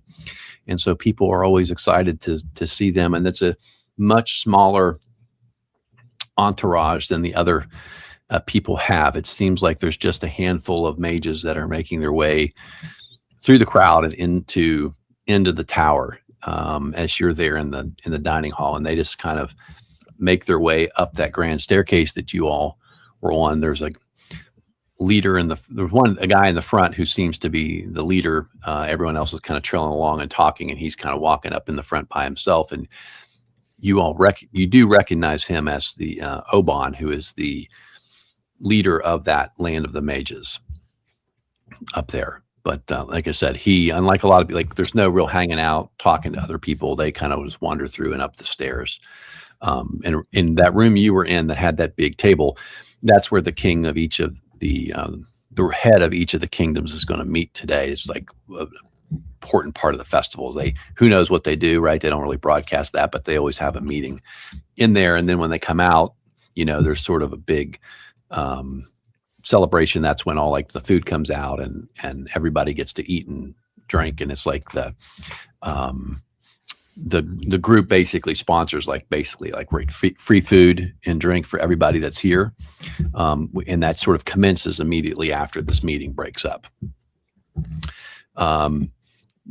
After breakfast, you get led up the staircase, but then off to a smaller room to the side. And there's a young wizard there who has some items for Kirsten. And let's see, the two magic daggers. I don't think we looked at those before, right? One of those is, they're both just enchanted daggers. They don't have any particular, so the first one is just a +1 dagger. I'm sorry. It doesn't have any special properties. The second one, they took off the goat man. And it has, I think I mentioned this, it has a ruby set in the handle. And it's enchanted. It's a +2 dagger. And he tells you there's some type of enchantment on the blade. And he could discern that maybe it's intelligent. Maybe there's something unique about it, but it wasn't something that he could divine specifically, other than to tell you that there's something extra special about this that he couldn't sort of trigger by examining it and casting a spell. Okay. Sounds cursed to me. Well, he handled it, and he's able to freely give it back to you, so he doesn't think it's cursed. Okay. But he thinks it does something particular that maybe he just didn't do the right thing to trigger. And then what's the other thing he looked at? Oh, your potions. So one of those potions is a bright deep pink, and it's a potion of extra healing. And the other one is, he says, is in fact cursed. It's a potion of delusion. He does not recommend you take that. Drink that. And if you don't know, he explains to you what it does, which is you'll feel very heroic, as if you're invulnerable and able to fight really well, but you won't be. That still could be very useful. Yeah. Oh. Yes, it could be. Yeah, there you go. Maybe you could sell it to Frank. Yeah. You're gonna sell it Okay. to somebody who does not know how to identify it. And then also there is like a little stand. It's like a wooden pole with a cross beam, and on each of those, one's short, one's tall, are sets of armor that have been, set up there, and you can Tater and Karzalek can help themselves to, which is very obvious which one is for whom, and you can help yourself to that plate and get yourself decked out in armor before you take off. Yeah, and then Thomas is there with you in the room, and he asks you. He says, "We have mounts that are ready for you in the stables." And Melmodoc asked if there was anything else that you need before you depart. Were they able to procure some holy water?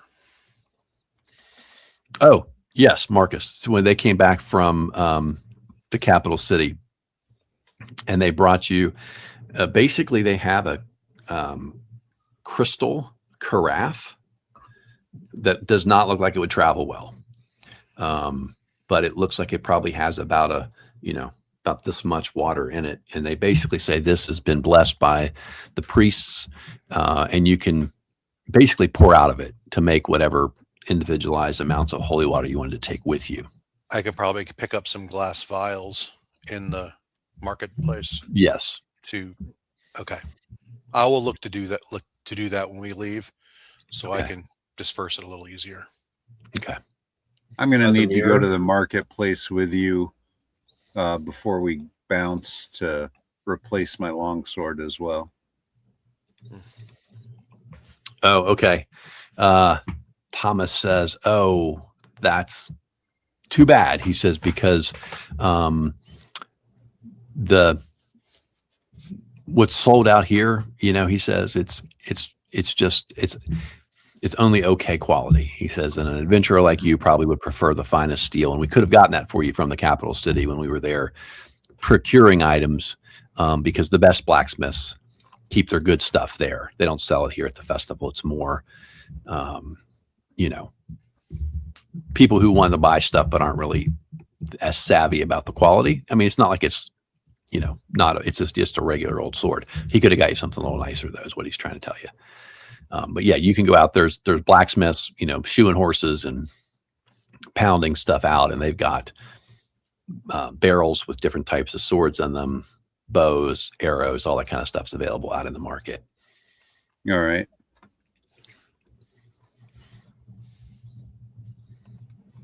Well, I don't suppose I want to buy the finest sword in the realm if we can lose it by attacking the scaly puppy. Yep.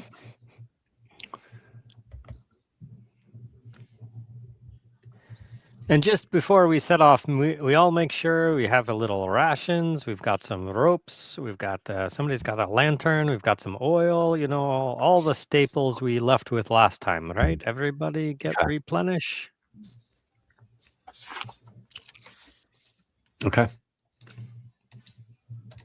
Did we find out at least mirror? one grappling hook, or somebody does? We have. Yes, someone did. Yeah. But we were. Did we find out what the mirror does? Yeah. So then Melmodoc comes in after you've been there for a while and everyone's gotten their armor on and that kind of stuff. And comes in, he's got the mirror, and now it's covered up by a really fancy cloth. And he tells you that this item is, it's hard to say whether it's enchanted or cursed. He said, but what he can discern is that he thinks it connects to another plane of chaos, and that essentially if you look into it, it will stupefy you. Like you go on some type of psychedelic, acid trip, and it kind of just fries your brain.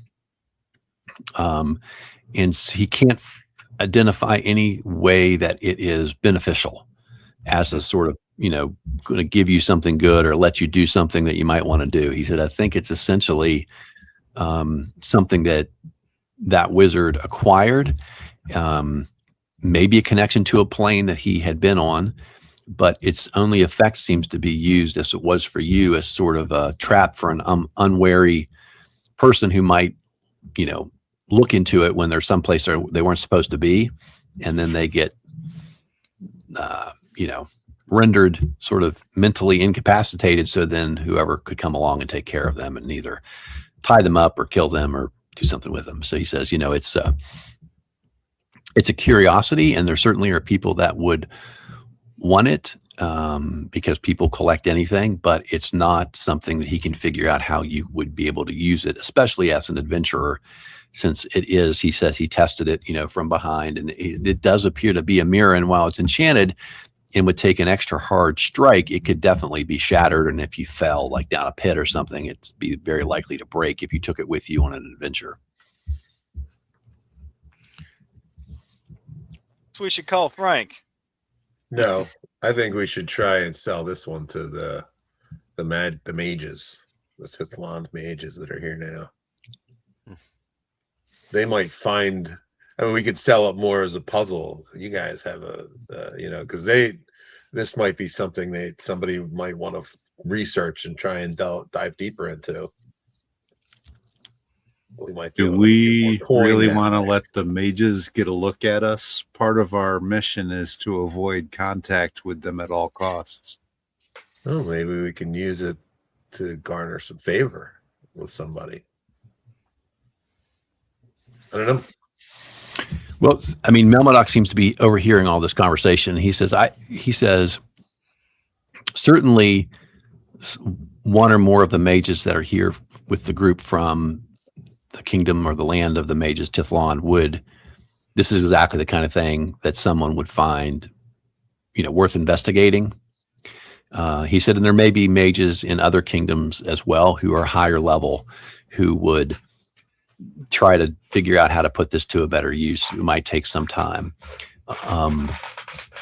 And so if you want to leave it here, you could. If you want him to try to find someone who is interested in it, he basically asks if you want to, do you want to sell it? And do you want basically paid in coin for it? Or in comparable magic, I think maybe we would not mind something useful, some magic weapons. But if you're open to brokering or holding on to the mirror for us, I think that would be very helpful and appreciated. For sure. I think it would be appropriate for the heroic group that is emerged from our humble beginnings, except for royalty, of course, in Tater's shoes, that exchanging it for Thank you, Teth. something enchanted to improve our equipment would be better than coin, likely. Okay, so he summons in Thomas, and he confers with him briefly and discreetly about the mirror, and Thomas goes off. He says, I will have Thomas inquire among the mages that are here and see what they might be able to offer you. He said, I did discuss it with a couple of them to see if any of them had ever seen anything like it or knew anything about it, which they did not, but he seems to indicate he knows a couple of them that he thinks would, in fact, seemed interested in it and maybe would be willing to try and do something for you. And so in short order, Thomas comes back and Melmodoc tells you that the mages that are here have conferred, and they would be willing to pay for it if you want, but they said they are limited in what they have with them that they could offer by way of trade. They have a couple of rings that they have with them that they'd be willing to trade away to you, and then they also have a couple of wands, magical wands that they have with them.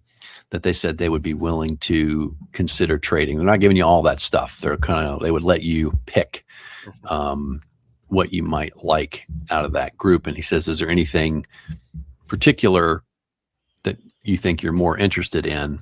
And we can facilitate that discussion. Thomas pipes up a little bit and Camelo goes, okay. And so he says, the rings that they have, that these mages had with them, one was feather falling, one was fire resistance. And then, so those are the 2 rings. And then the wands that they had with them that they could use was a wand of metal and mineral detection,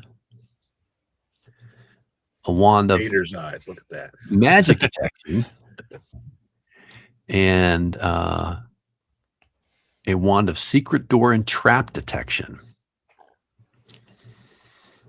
And they say, they would be willing to offer you both rings or one of the rings and one of the wands in exchange for the mirror.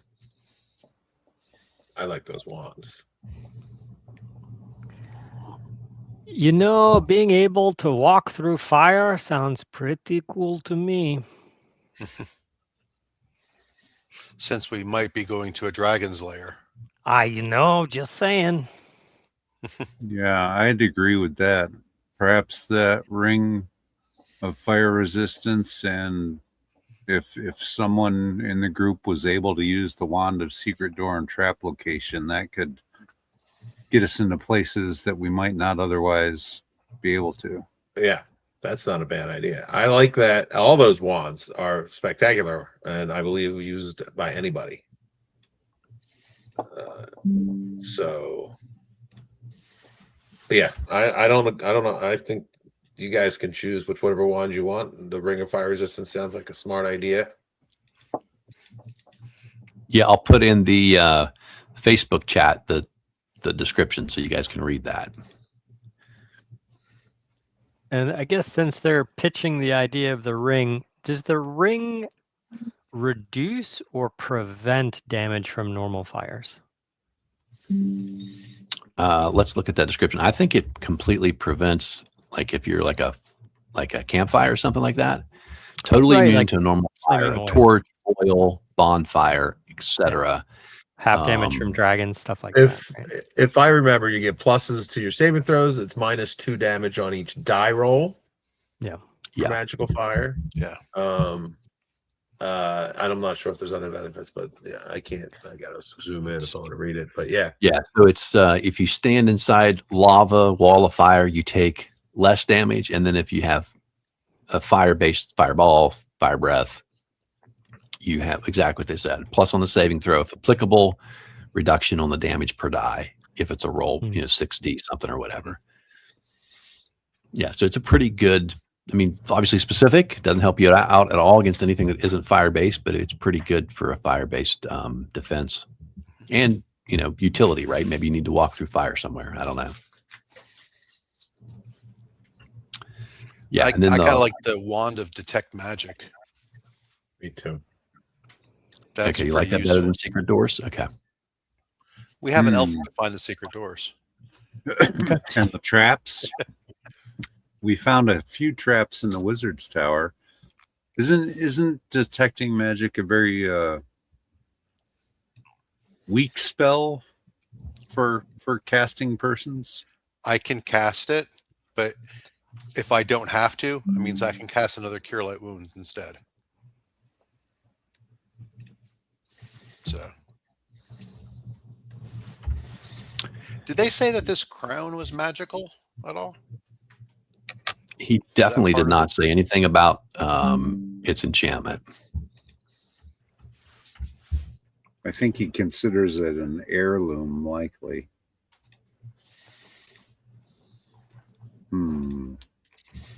Yeah, and I forgot to tell you that he has a drawing of that he will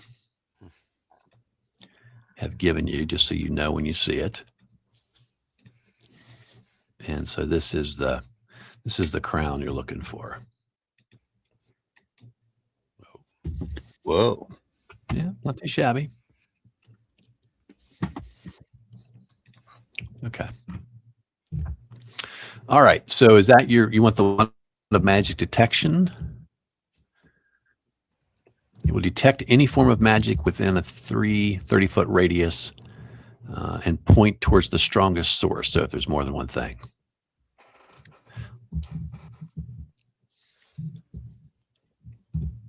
Gives you some sense of what kind of magic it is.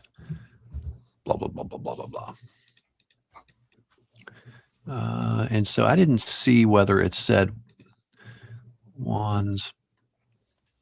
Yeah, it doesn't say that one, I don't think, is limited in who can use it. So again, I think anybody could use that wand if you wanted to parse it out. Whichever the group thinks. Yeah, is more anybody useful. can use So it's either we want to have the wand of magic detection or the wand of secret door and trap detection. Right. Whatever you guys think is more useful. Yeah, I thought they I'm said Tariff leaning- was your wand of secret door detection. So it's for Kirsten, and she would probably be more interested in the trap detection. Actually, she's Okay. not really in it for money. Mhm. But if we're in it for money, either of the other two. Well, if you're in it for magic or money, the other two are going to make us richer or whatever. But in a situation like we just went through, I don't have great success at finding traps. I tend to think if I understand about magic, the wand will be used up at a certain point. So maybe Yeah, we would want the wand to be for the thing that would be used infrequently, because otherwise we use up real quick and then it's gone. So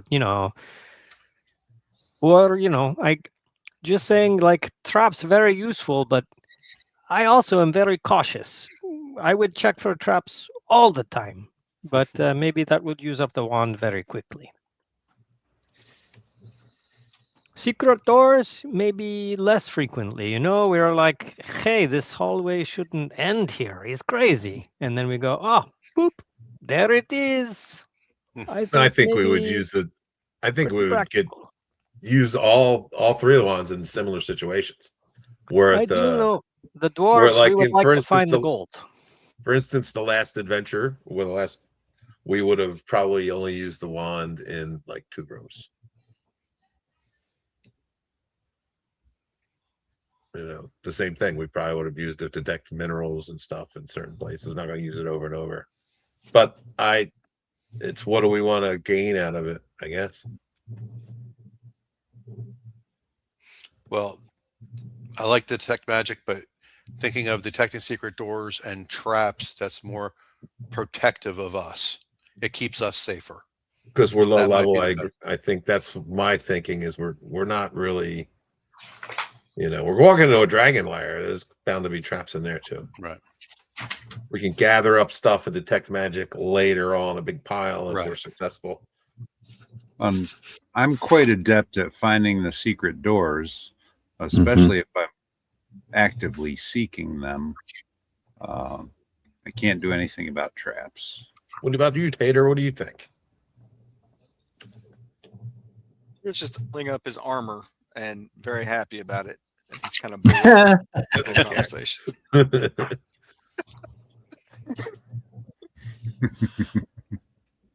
I make an official vote for traps and secret doors. Me too. I'll second that.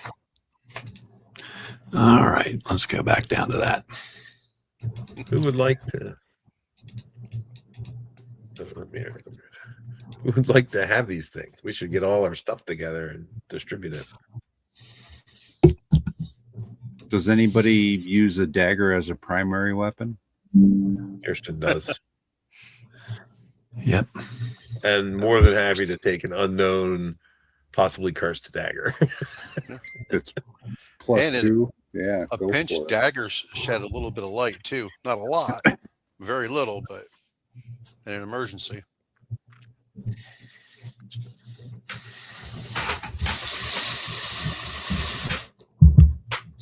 I wouldn't mind carrying that other dagger that's less enchanted, just to have a magical weapon in case we encounter something that requires such. Okay. Reasonable. Right. That's good. that. Yes. Tirith, that one's +1, and then Kirsten's Okay. is +2. So, Karlak, you want the potion of delusion? You sounded excited about that. I just think maybe actually our clever girl Kirsten might be able to add it to Oh. someone's drink, perhaps, or slip it roofie to a somebody is what table you- full of guards. I'll write that down. Yeah, I like it. Kirsten is going to roofie somebody at a party. All right. Maybe Probably the dragon. somebody in this very room. Maybe the dragon. That's right. Roofy the dragon. Is the victim in the room with us now? So there's another potion of extra healing. I can carry it if you want, and I'll distribute it as needed. I like the idea of somebody else having a potion in case you go down. That works too. One of the fighters. Tater or Karzalak. They I both can should have carry pretty good it. I armor don't class care at this to. point, right? Since they just both got plate mail. Yeah. Oh yeah. Or how about Andrew? so. Tareth. I'll And carry a then- minor one if you want. You got a minor one. I could carry that for myself or to administer to somebody else if needed. The extras can be taken in thirds. Is that correct? Yeah. Well, take the extra healing. Okay, fine. Yeah.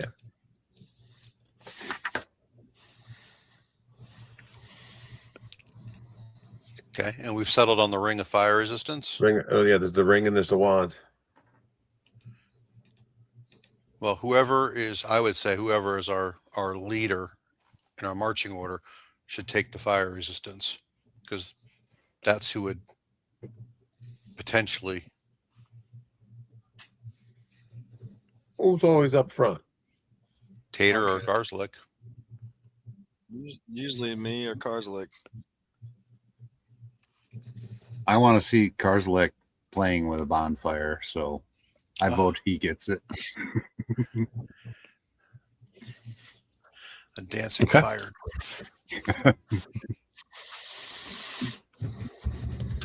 And Kirsten, if we do the trap and secret door detection, should be you, since you'd be potentially looking for traps anyway. Okay. I'm getting weighted down. Sounds good.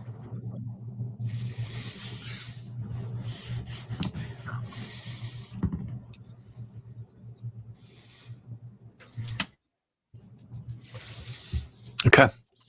By the way, I don't know if we're still with, but when we were with what's his name, the magic user, The high wizard guy, Melmadoc. yeah. No. Why, I want to call him Mordecai for some reason. Yeah. Since I haven't accepted I haven't gotten any money or anything other than them identifying. You got the identifications, Yeah. right? So Yeah. I just wanted to ask if I just Oh. have free access to his library. He says, yes, you are all welcome to go into the library and do any research that you would like to do.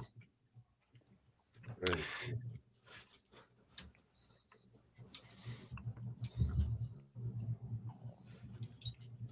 Do we know how many charges on the wand? No, you don't.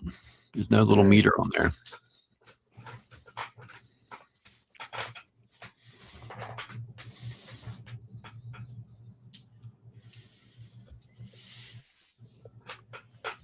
Well, anything else you guys want to?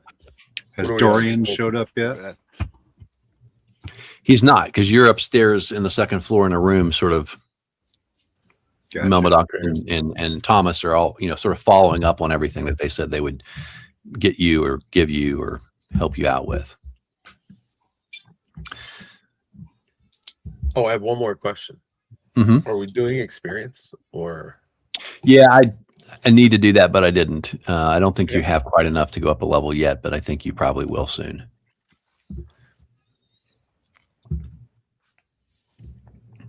Okay. All right. So are you all ready to head out? All right. Ready. So Once we you hit come the back. marketplace, for Mhm. his glass vials and the not so great longsword. Okay. Well, so Thomas will lead you back downstairs to the main floor. You can tell from the sort of guards or knights standing outside that large conference room on the second floor that obviously the meeting's in place and there's like security basically, right, of guards there. And they eye you as you walk and go down the staircase. You come down to the main floor, which is this huge open area. There is the dining hall and the library down there. And Tareth can go out. There's sort of there's doors north, south, east, and west out of this tower. You can go out. And so Tareth can go out one of those doors to go get the things that you said that you want to get before you go. Thomas points to the south and says that's the direction where the stables are. And he motions that direction, says you can go there and get mounted up whenever you're ready. And there's a crowd, right? There's people coming in and going. This place is really busy in full swing today. And while that's happening, Karzalek, a dwarf in sort of maroon robes, comes by and sort of puts his arm around your shoulder and leans in and asks if he can have a word. And he's going to try and like lead you, if you're receptive, like just off to sort of more of a little bit out of the crowd so that he can talk to you.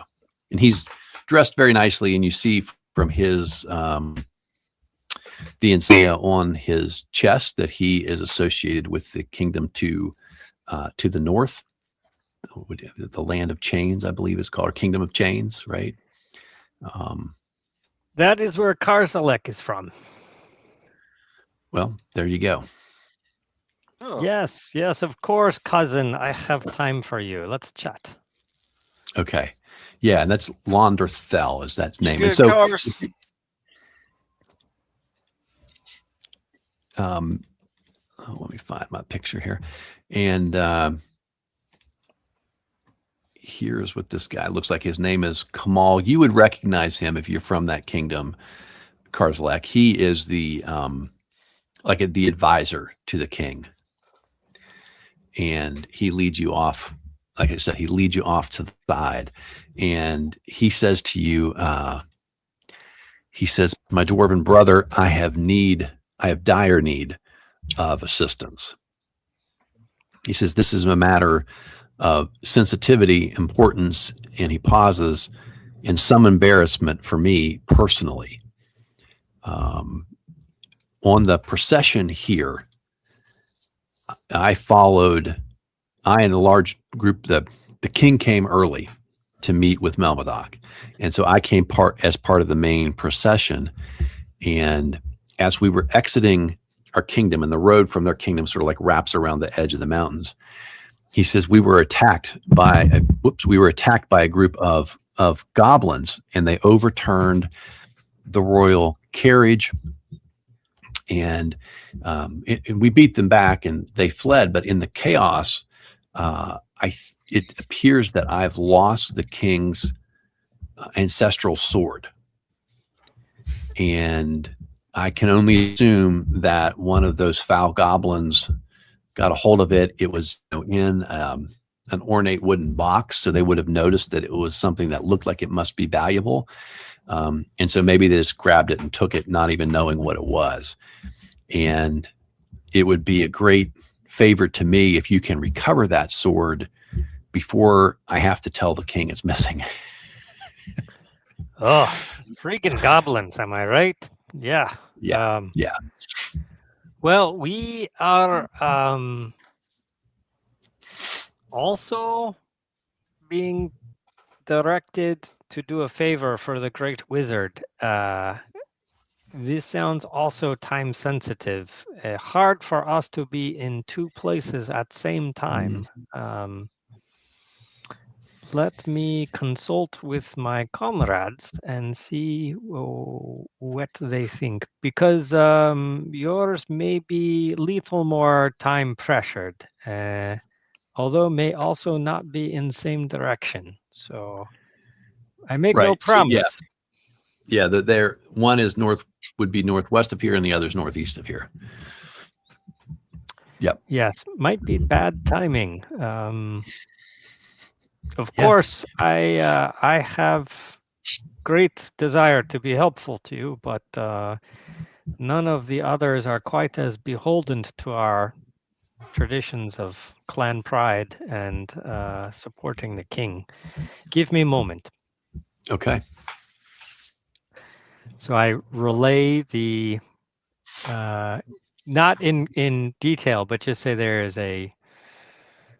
a highly sensitive matter that the advisor to the king of the north would like us to do, and it is in another direction, but it does seem to be slightly more time sensitive, and we could decline, and that might not give us much good standing in the future. Perhaps we could try to do both, although I don't know if we are quite as pressured to find the crown. I mean, I guess the crown has been rediscovered or believed to be rediscovered. I guess the only pressure is if somebody gets there before us, but I didn't think it had quite the urgency. So I don't know.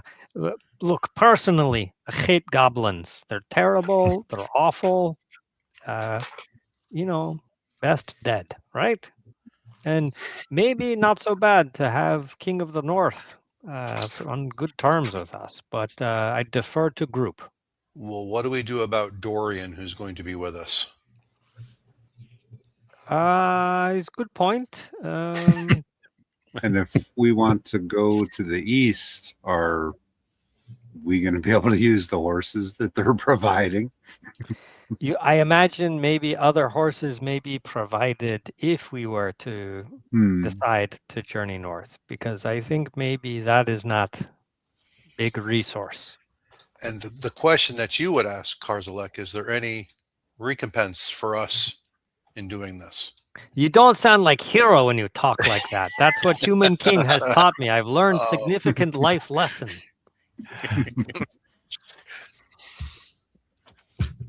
Well, I imagine there would be recompense. it seems to me I get the impression that we've already agreed to go on the Human King's mission. It's true. And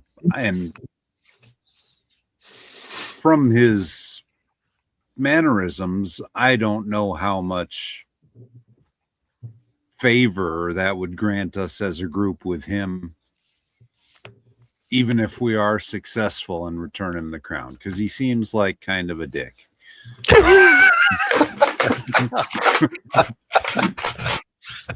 I don't know. What do you guys think? Would we rather make friends with the advisor to a dwarven king, which would also include us in being part of the subterfuge and deceiving the king that the sword was never lost? I don't know. Choices. Let me read the room and say, it's not easy choice to go north.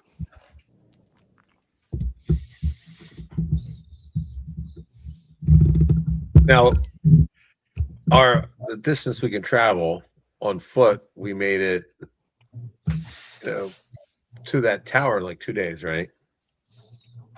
How far are we looking travel-wise to where this goblin raid occurred? Because it may be northwest, but I'm assuming they took this road through Barad Dome, how close were they? Because there's other roads besides these main roads that we can travel to get back west to the dragon lair. Whoops. Yeah. So let me do this. See if I can zoom in here. Some technology problems. Okay.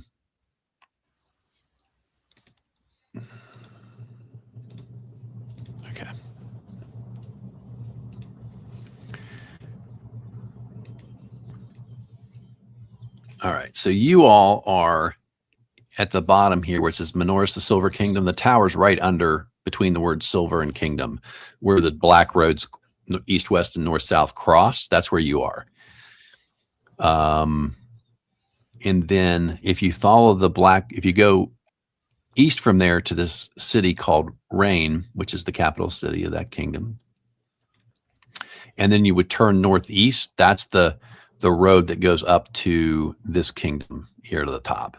And so from the description that he gave to Karzalak, the raid, if you see the mountains, which is kind of the brown that comes down, the raid was right as the road comes around the edge of that mountain range is where the raid occurred. So that's kind of where you would be hoping to go. That is 3 days.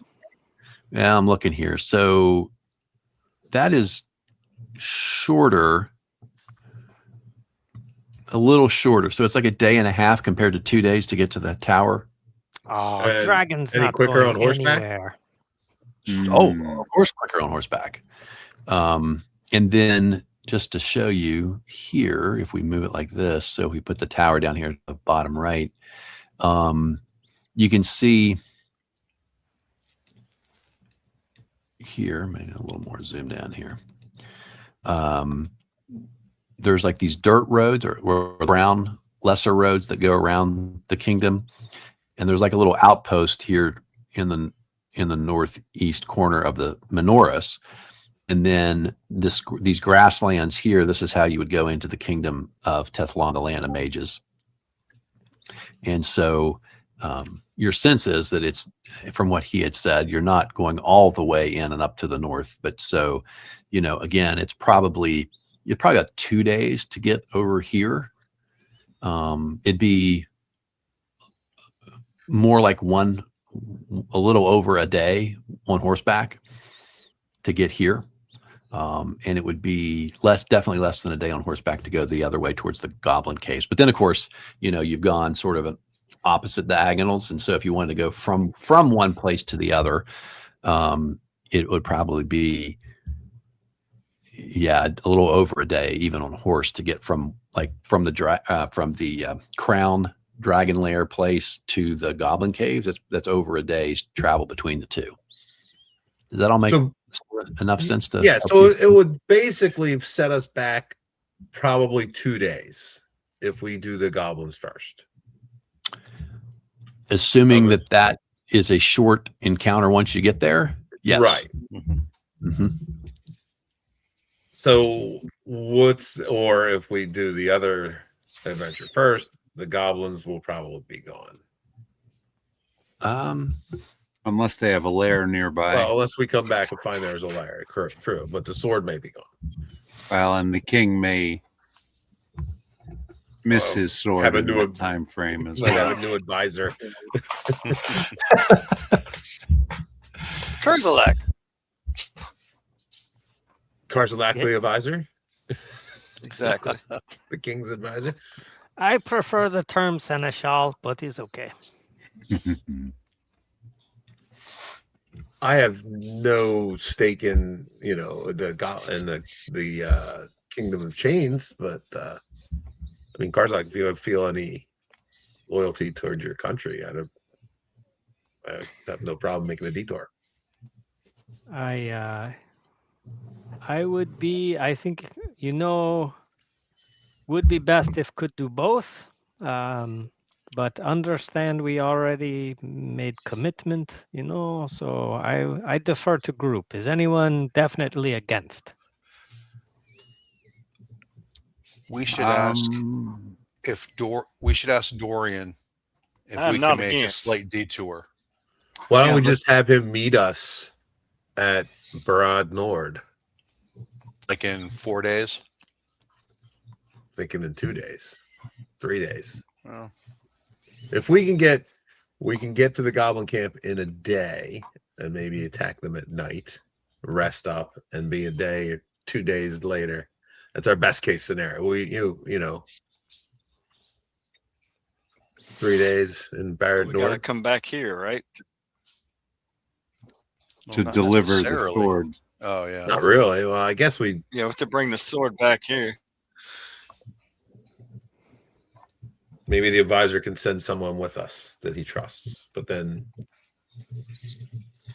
they'll just have the sword stolen from him again. There's How do we that. kill all the goblins? Well, Tareth, if we decide to go to help for the dwarven sword, we can go through rain and you can get a better sword. Yeah. You know, could the advisor, maybe I can check. Maybe there are dwarven magics to scoot us to where we need to be much faster than a horse. Or maybe Tareth can just use the ancestral sword. We'll just forget about bringing it back. I'll bring it back. Yeah, describe the Bring it back describe with the the sword. Tell me more about the sword. Good point. I don't Maybe know. we should have a discussion with.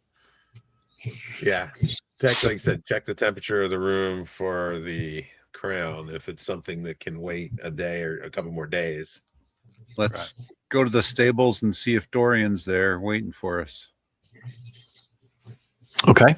So you head out the south exit from the tower, and right outside, so there's like a, 1-story building that's sort of attached to the bottom edge of this tower over here. And there's this halfling. He says his name is Paul. He introduces himself, and he has, let's see. Tater is a human, is that right? So we got 4 humans. So he's got 4 horses and a mule for Karzlak lined up there, as well as an extra mule that would be like for like a pack animal to carry stuff if you needed it. And then you see standing there with a very elegant horse, this guy. Where are you?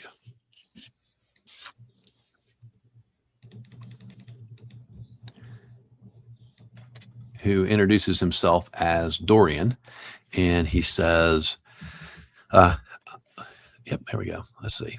Yep, I'm Dorian. I am the head of the king's secret guard, and you notice a couple of things about him. One, he doesn't have any type of insignia on any of the clothing that he wears, whereas all the knights and so forth very proudly have the golden blade on everything that they do. He's just decked out in his leather armor with a heavy fur cloak, and carries a sword and that kind of thing. And he is definitely looks like someone who has seen a decent amount of the world of combat and that kind of thing. And he says, at last, Paul and I began to wonder if you had gotten lost. Are we ready to set forth? Oh, that doesn't sound good. Well, Maybe. Excellent. I know my king is eager for us to go, and the sooner we start, the sooner we can return. We have heard tale of further need of the newest heroes of the realm in a matter of importance to another kingdom that would delay us going on our mission with you for a few days. Is this a serious complication or something that we can overcome? Yeah, so he looks a little surprised, and he kind of looks over at Paul, and he looks back at you, and then he kind of one at a time looks across the members of the party, and he says, I understood that you had agreed to undertake this quest. I know my king is is greatly anxious. His family heirloom recovered, and entering the kingdom, entering the land of the mages during the festival allows us to be there when their most powerful wizards are away and not really attentive to the comings and goings around the boundary of their kingdom. I see. Well, that is a good point. He says, And "What can you information tell we me did of the not other?" have. What's that? And information we did not know just a moment ago. Yeah. What can you tell me of the other problem or quest? It is a matter of Private. great discretion involving leadership from other kingdom and an urgent need to undo harm done by foul creatures. Sworn to be discreet, as we will be for your liege lord as well, but a matter of great time sensitivity as window of opportunity very narrow.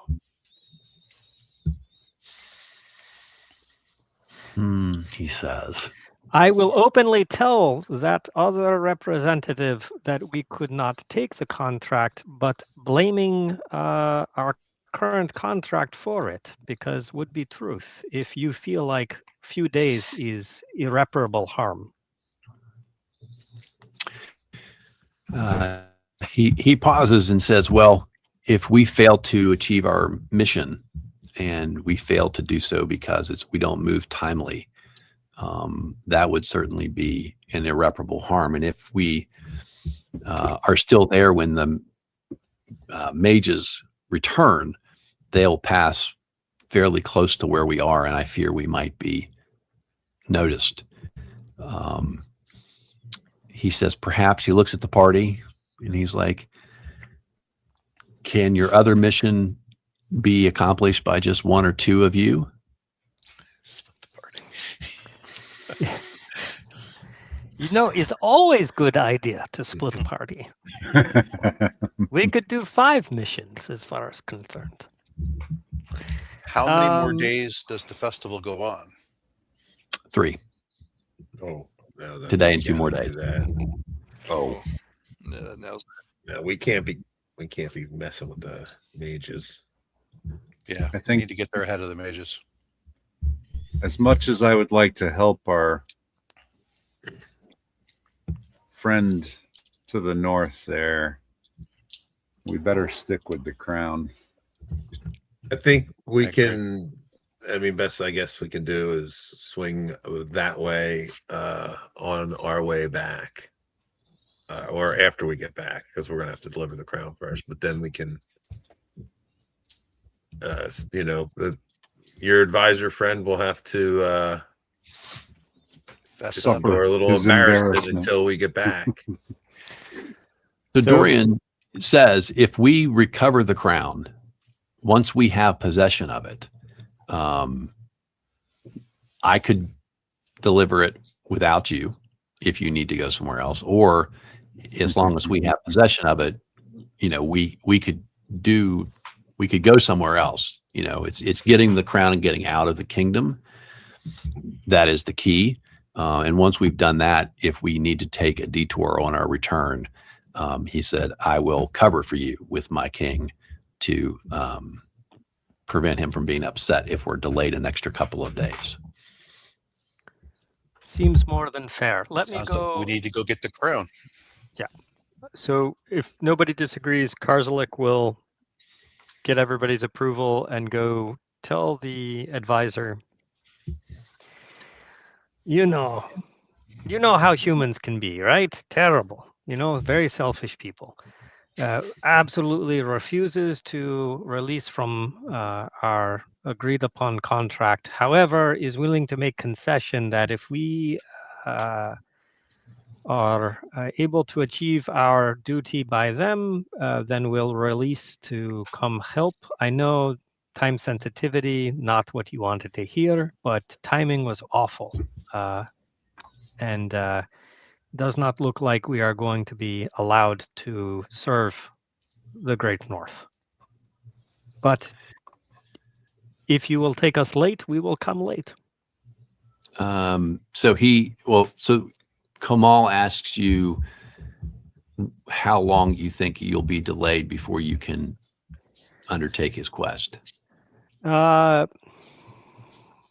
His guess, but maybe 2 days, 3 days more likely, 4 days possible. Okay. But if you have magic to expedite travel, maybe much less. Yeah. So Kamal is a cleric, and he does not have any teleportation type. Well, you know, you're the advisor. I'm sure you have other resources. Maybe flying carpet, winged beast, fly through air, never see ground from high up before like that. Would love to. Heard is nice. Yeah. Kamal is like, absolutely. Yeah. I don't fly. Yeah. So he looks here and sees if he has. No. He says, Maybe he no, I has don't think, you know, advice. his kingdom's not big on magic users up there. They're not real trustworthy of magic users. So Preach, brother, preach. So they don't have, it's not like, so there's not a mage, you know, like there would be in a couple of the other kingdoms who's high level he could call on. So he says, well, I will see if I can find anyone else who can assist in your absence. But then he pulls out a piece of parchment. He basically gives you a map, which is what we've kind of looked at before. And he shows you sort of, you know, from where the road is and where he understands that the goblins are, which is essentially where they got attacked, and you just turn up and go up into the mountains. And that's where he thinks the goblins, he does think they have a lair. And he thinks that because there've been a few, there's been word that there've been a few raids, nothing so bold as what happened to them where they attacked the royal caravan in mass. But so he said there must be some kind of base of operations up in there. Okay. All right. Whoops. What happened? Here we go.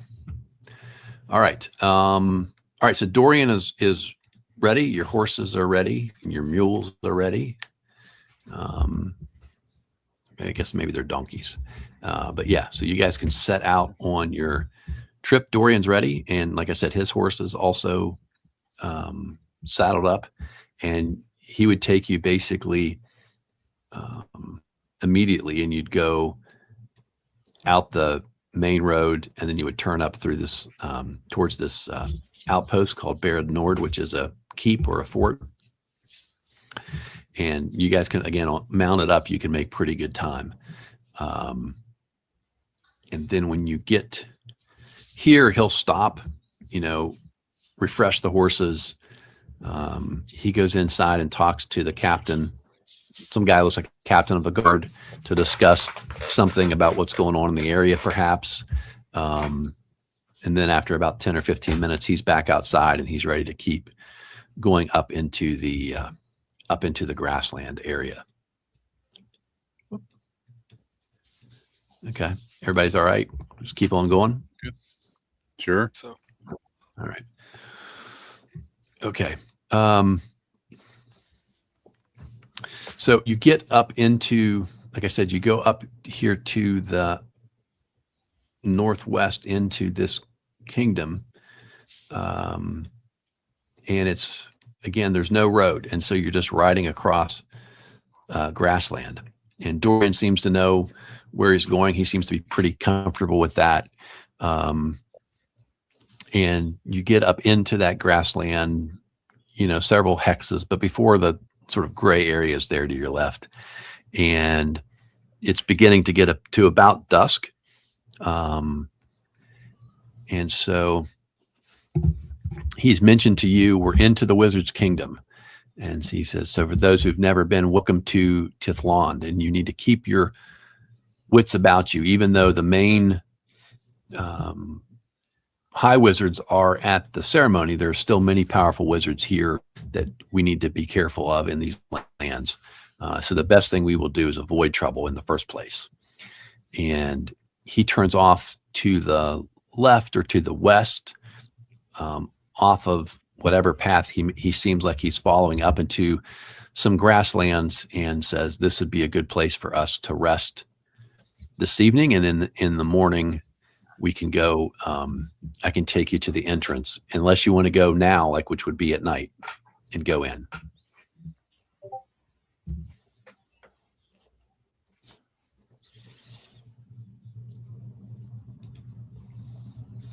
I think moving a lot at night, we're just going to be a big fireball going through the grasslands because we can't see at night. Which turns us to, should we have a cold camp? I mean, we do have a number of us that can see in the dark. Perhaps for watches, we could be paired up with our folks that cannot.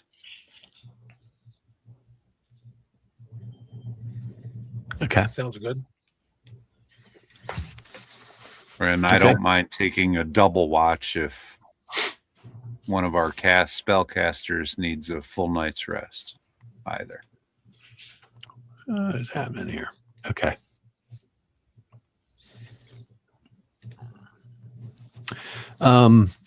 Yeah, so give me the order of your watch, and then Kirsten and Marcus should make sure you know what spells you're going to memorize for the next day. Okay. What's the order you guys want to do your watch? I usually do 3 watches through the night. Well, we could actually do 5 watches throughout the night and have short ones, and a human could take a first watch while there's still natural light out, and maybe the last watch, we'll see the dawn. I don't know. Take the first watch. Oh, so and what you're saying, Tareth, is like each person has one of those 5 watches, right? Which is like an hour and a half long a piece, short ones, and that would still allow the casters to get a full night's rest. Yeah, I'll take the first watch, and if I'm forced to use a spell, I can always recover it before I get up. I think the same thing, Marcus. Okay. We take the spell users early. Okay, who's second? Karzalek will take second or third, whatever you guys need. I will take the last watch to get up with the dawn. So then we would do the spell users first. So it'll be Kirsten, Marcus, Karzalek, Tater, Tareth. Sounds good. Okay. Beautiful. Okay. Kirsten, Marcus, Karzalek, Tater, Tareth. That's your order. Yeah. Okay. So it's peaceful. Dorian, by the way, is there, and he's able to take a watch. I guess I forgot about that. Whatever you want him to do. If Kirsten's taking the first watch, you'll notice Dorian goes out and like for a walk and sort of, disappears into the night. And then after about an hour, he comes back and then goes to his tent. And then second watch, of course, now it's getting dark. You guys decided no fire, right? No campfire. Okay. Yeah.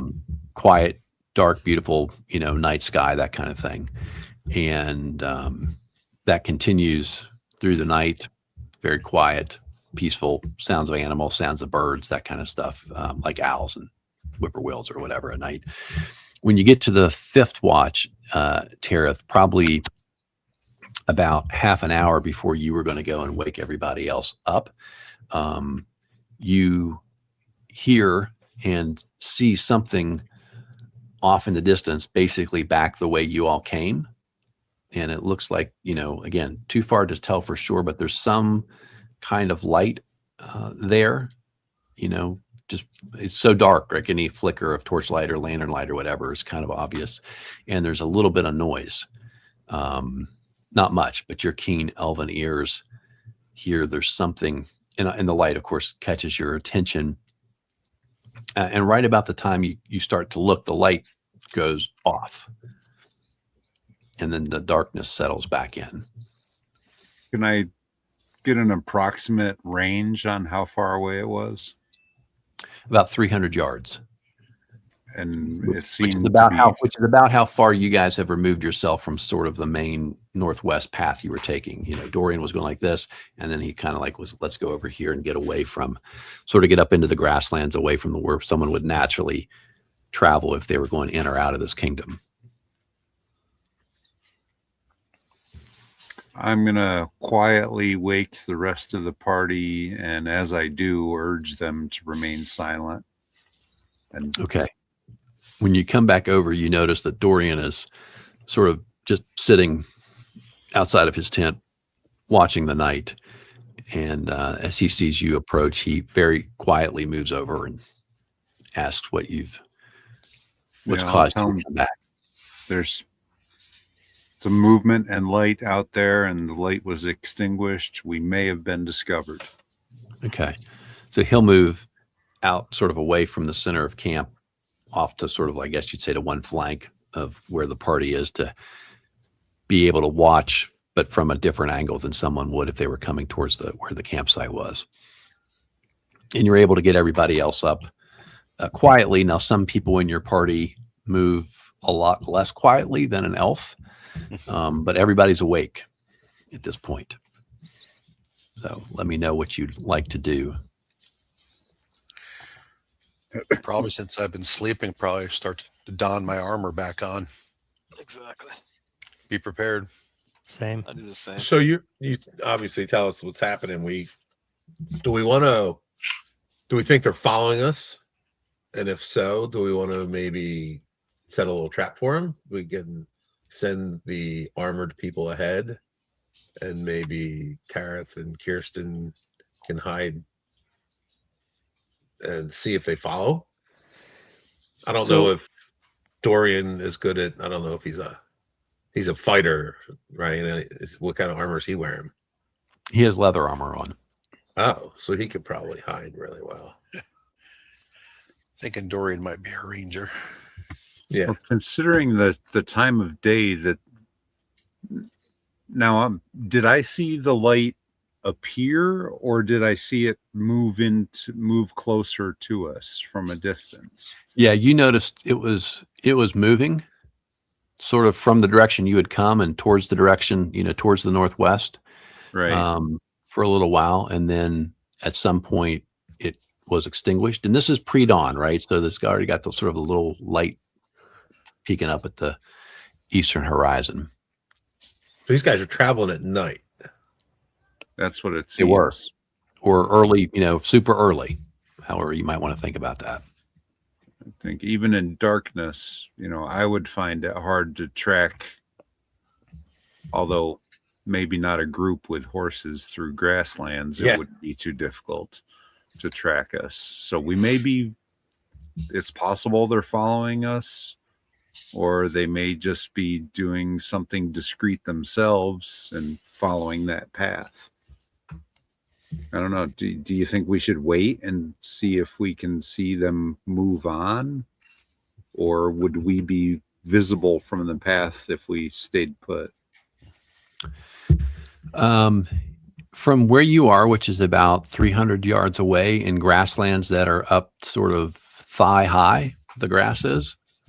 So you're able, if you want to, if you stand up as a human, right, then more than half your body is above the grassland. And if someone was close enough to see, they could probably, especially once the light comes up, they'd probably see you. Conversely, if you get down in the grass, then, unless they have some special means of detection, you wouldn't think they would see you over here. But we also have 4 horses and 5 horses and several mules. Are they responding or getting nervous or moving around? Do they sense anything? I think they're sensing the coming of dawn, Okay. kind of thing, expecting probably to eat and do whatever they're going to do for the day. That's kind of their routine. While we could we're make the sort of horses lay waiting, down. maybe I'll start trying to feed the horses to keep them quiet and settled.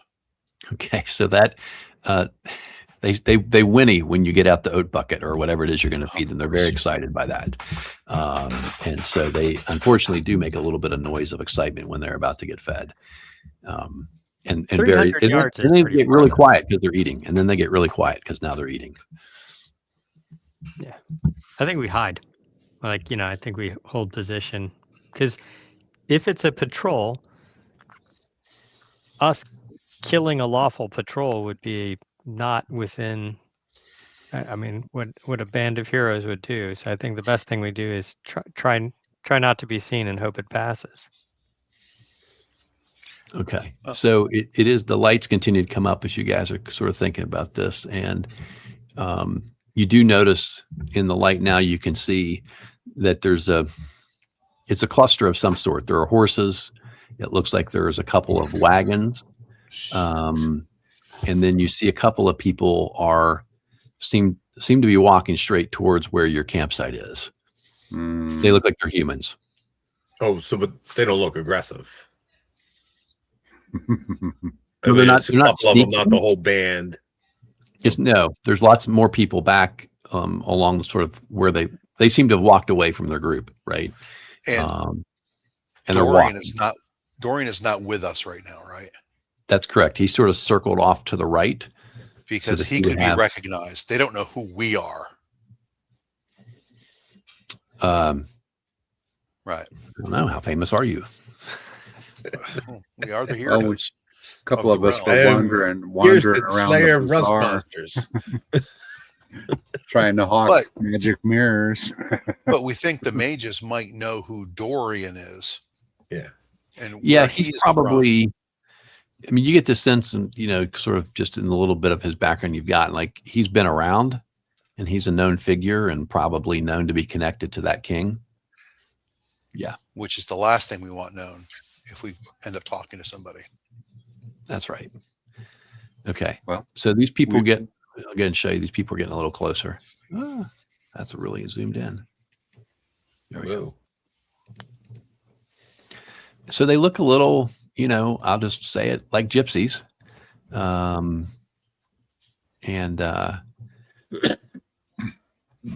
They come walking up, and they seem to have either seen or heard something over here, I guess, right? And they just sort of, when they get about 170 yards away, they sort of wave in your direction and just keep strolling towards you. Head your way Quick, back.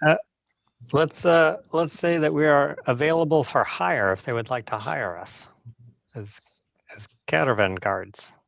But we're currently on a job. They don't can't know be that. hired.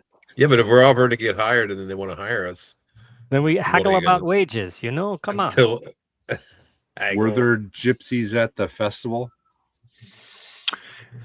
I mean, I think it's a safe bet. There was all kinds of people at the festival. You don't remember seeing these particular gypsies at the festival, but so when they get within sort of loud talking distance, they just sort of call out, "Good morning." Good morning. Morning. They come a little closer, and close enough to kind of see who the group is, and they say, "Looks like fellow travelers." And they look and they say, "You don't appear to be merchants like us. Are you headed down from Ag Hill?" And Ag Hill is what's the right word? Like an outpost in the land of the mages. So they're asking if you're coming, from there. Nope, never been. Is it nice? They say yes. It's a good place to trade, with the mages. It's kind of like the closest location inside their kingdom. If we go over here to this, Maybe we go there looking for work. I am soldier. We are looking for coin. It looks like you have very large group. Are you looking to hire? So the guy smiles, a kind of a wry smile, and he says, "Yes, we're always interested in, some folks who might be added protection when we travel in this part of the kingdom. You never know if you're going to run upon some type of, enchanted danger."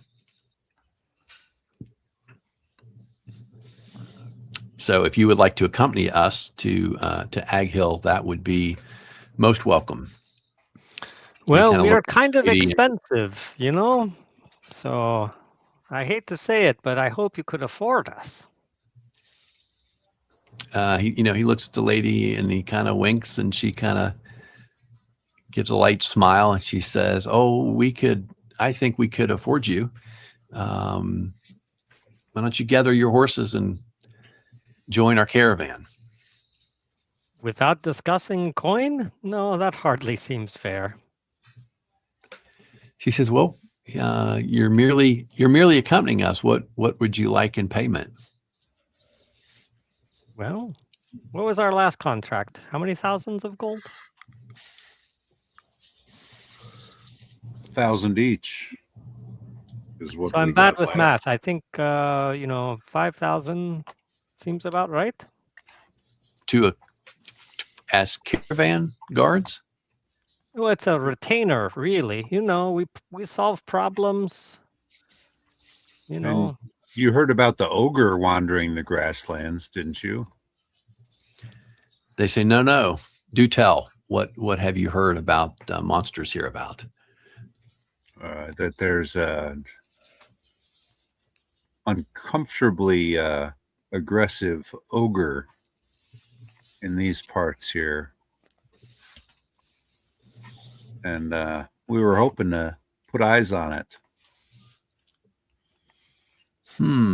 Well, you're welcome to come with us. Perhaps that solves your problem, because a creature like that is probably attracted to a merchant caravan where he thinks he can gather,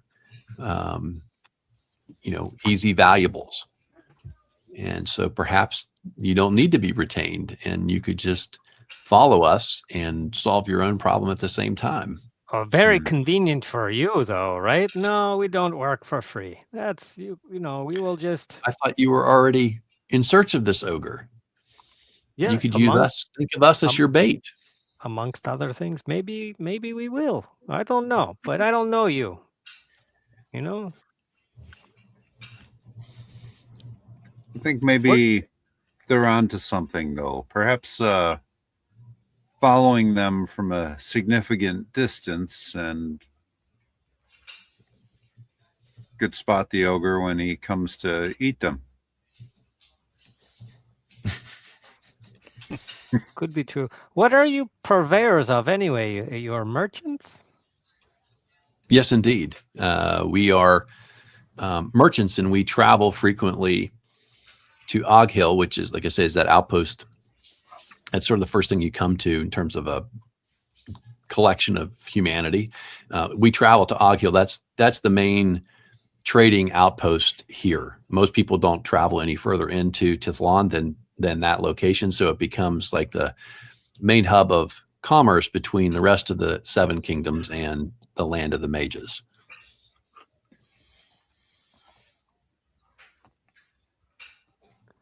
Yes, Tater, you should buy some wine if they have it. I have thirst. Yes, Y'all got wine? Come on down. Yeah, of course, come on down to the caravan. We have wine, ale, mead, every sort of everyday consumption, but we also have some very special stuff that we tend to find the mages are quite fond of, a more expensive and unusual varieties. So whatever wets your whistle, where your gold spends as Hey, well Kirsten, as they theirs. got that special stuff you like. I got something for that. And Marcus chimes in, and for a healthy donation, I can assure you that Farlingen will give you your traveling blessings with my assistance. Yeah. Well, so he's in response to that. He says, "Well, we thank you, friend, for your offer, but we feel we have our own protection already well in place from the gods." We shall see. Where are you traveling from? They're from Menoris, which is the kingdom in the middle, which is where the tower is. Well, which is where we just came from. Yes. So they pretty much followed us. I don't trust these people. How come y'all aren't at the festival?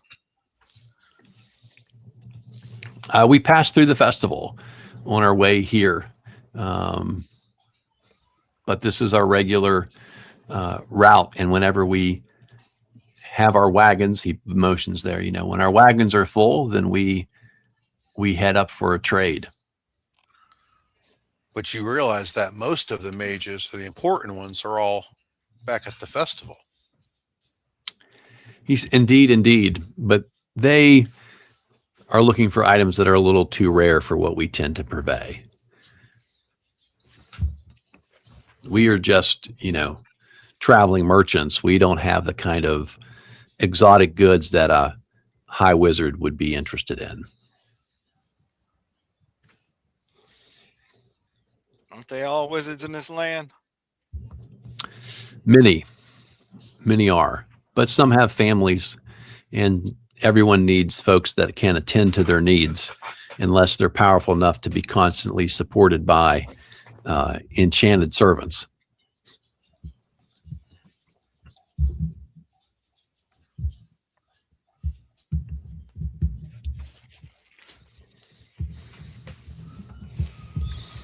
So yes, if we could get some wine, and then we will bid you safe travels on your way. Very well. Mr. Tater, I believe I heard them call you. Come on down to the wagons and let us figure out what libations you would like to have for your party. And they'll turn and they start to Let's walk see back what you down got. towards the wagons. Yeah, and so they'll ask you first off whether you want sort of the normal stuff or you'd like something that's more sort of a rare variety. What do you got that's rare? So he takes you back to this wagon, and he's got a piece of canvas. He flips it up, and you'll see some wooden crates, and he taps one, and he says, "We have wine." And then he taps another one, and he says, "We have mead." And then he has this sort of a small, like a mini keg size barrel, and he says, "And we also have some rare ale,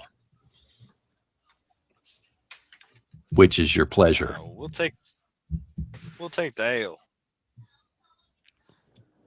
Okie doke.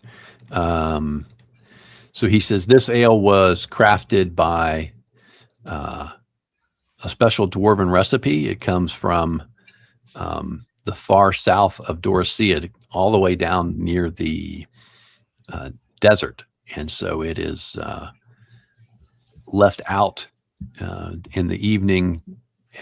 He wants you to think, some kind of special properties by being made in the desert as opposed to a normal climate. And so he says this little keg he has is 5 gold pieces, which is pretty expensive for ale. It's a lot for some ale. It is, but this is rare, and you won't find anything like this this far north from anyone else.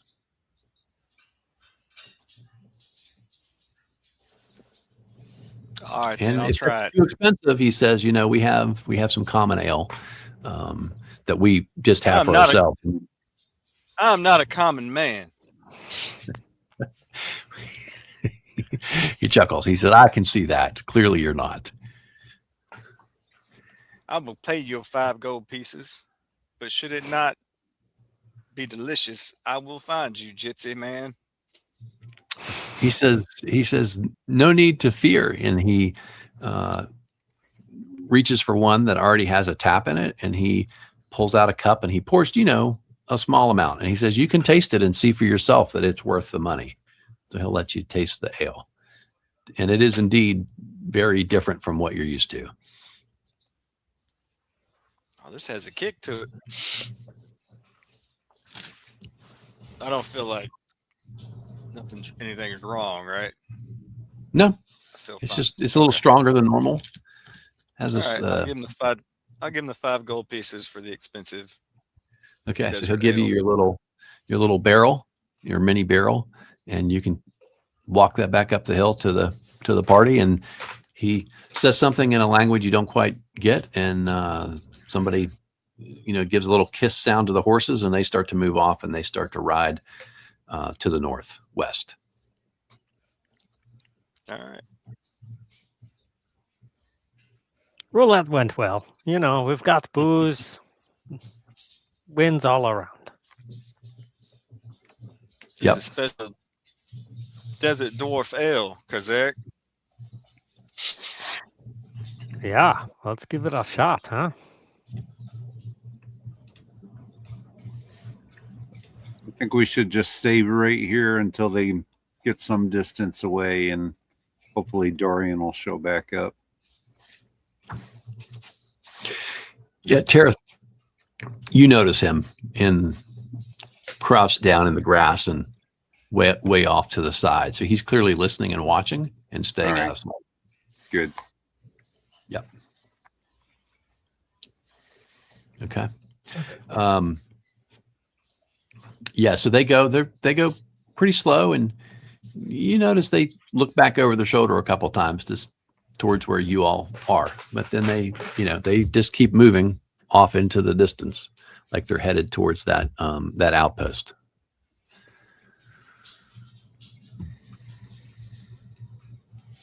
Does Dawn, you know Dorian them rejoin folks? us? What's that? When they get out of sight, Dorian comes back to the campsite. You know them folks, Dorian? He says, I do not. And that makes me curious.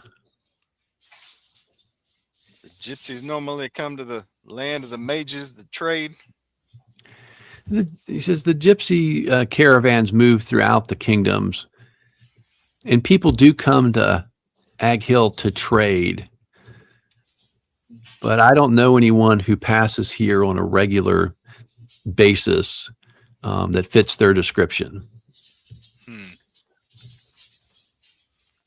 So I don't believe that they go back and forth as often as they suggested. We might want to take a different route home. How far Oh, off are we man. from the entrance to where we're supposed to be?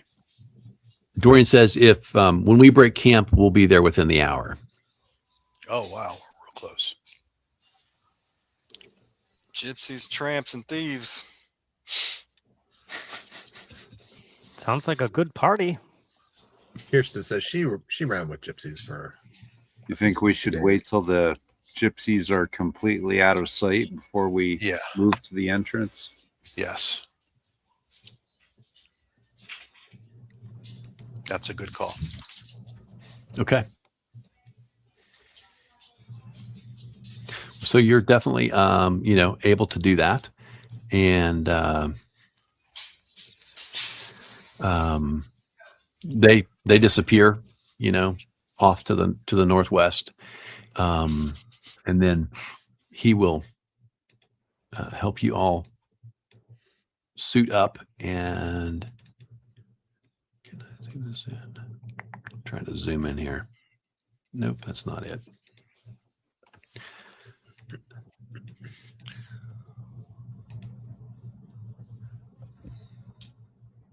There we go.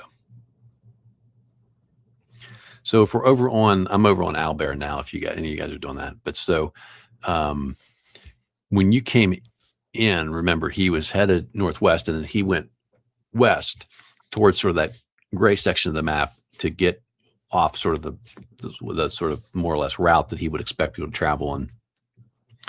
As soon as he gets you mounted up, he basically goes straight back east across that, and there's a little cave entrance over here that's on that map, and that's where he takes you. So you go from the grasslands into something that's more like the forest. And when you go into the forest and you've been in there for about say 15 minutes or so, just enough to get completely up into the forest, you hear up ahead something large sort of rumbling through the forest. And Dorian stops, sort of motions for the party to stop. His horse moves a little bit nervously, and then you see this very large brown bear that comes out of the woods. And obviously it looks like it's contemplating the party. Dorian just sort of very fluidly dismounts his horse, holds his hands out, starts walking towards the bear, and you can hear him saying something. You're not quite sure what he's saying. But you can tell that there's some reaction as the bear sort of goes from an aggressive stance to a more curious stance. And he walks all the way up to the bear and continues whatever it is he's saying the whole time he goes. And he stands there for a little while, almost as if he's talking to the bear, which then turns around and disappears off into the forest. He comes back to the party and he says, the entrance is just up through these trees, and it does not appear that anyone else has been here since I was here and discovered the entrance to this lair. The bear told you all that? He says, he pauses and he's like, many of the forest creatures have a lot to share if you know how to listen. And then he hops back up on it. Dorian, you were the one who found the old dragon's lair? Me and my detachment were sent to seek the entrance based on some information that we had received about where, more or less, where it was supposed to be. And we searched these woods and found this secluded entrance. Did you go But you in? didn't go in. We did not. We confirmed that the entrance matched the description that we had been given. But our king had asked us to find the entrance and confirm it was there.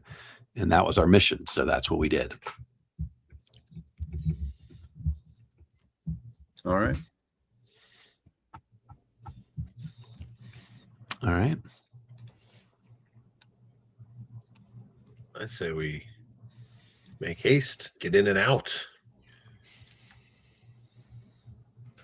Yeah, we'll let Dorian take the lead. He's the expert. He's not going in with us. He's not coming. Well, That's I part mean, of the to the deal. entrance. I mean, Yeah. yeah. Yeah, he'll take you up to this entrance. I'll show you this. And in the hillside, whoops. And you can kind of see here why this was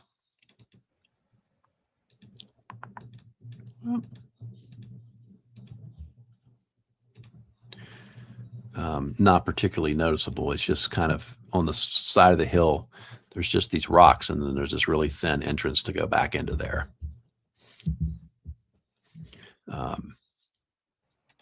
And he says he asks if you have received information about what the crown looks like, so you know what you're looking for. He showed us a picture. Yeah. It's carved golden, has a huge red ruby right in the middle. Okay, so he says, I'm going to scout around this area and obscure our passage so that people won't be able to follow us to this entrance while you all make haste to find the crown. He says, I expect that my king told you that the only thing he's interested in is the crown. And so As far as we're concerned, if you can get in and out as fast as possible, we're not really concerned with anything that's in there in terms of, creatures or other treasure. So you can, feel free to not worry about anything else you find in there. You can take what you want, but you also don't need to worry about trying to like clean the place out because that's not the mission. But he's not going in with you. So You just hang out here with the bears. yeah. Keep an eye on the gypsies. Guard our Okay. horses and mules. Yep. He will do it. All right. That's some I'm gravy gonna ready go when we get out. sneak in while they're talking. Yeah. Okay. So you come in here and you go in through that very narrow entrance. And there are a few very rough steps. They're not, so the dwarf and the party, like these are not dwarven steps. These are very rough hewn, very worn down from time. They go down about 4 or 5 steps. You feel like you probably went down maybe 10 feet at the most.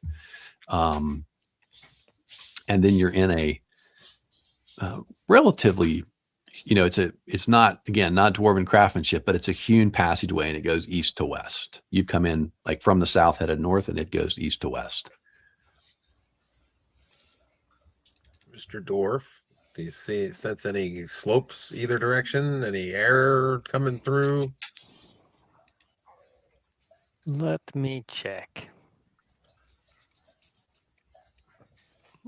Somebody has a light source for you inefficiently vision challenged humans. I have my dagger that I want to use. So it looks like I could detect slope with a 75%. Yes, you're very likely to be able to detect slopes. Do you want me to roll for it? Yes, please. Ryan, you do have the whole map open on Owlbear right now. Not again. Click. Screenshot it. Got a 14. Oh shit. Okay. No.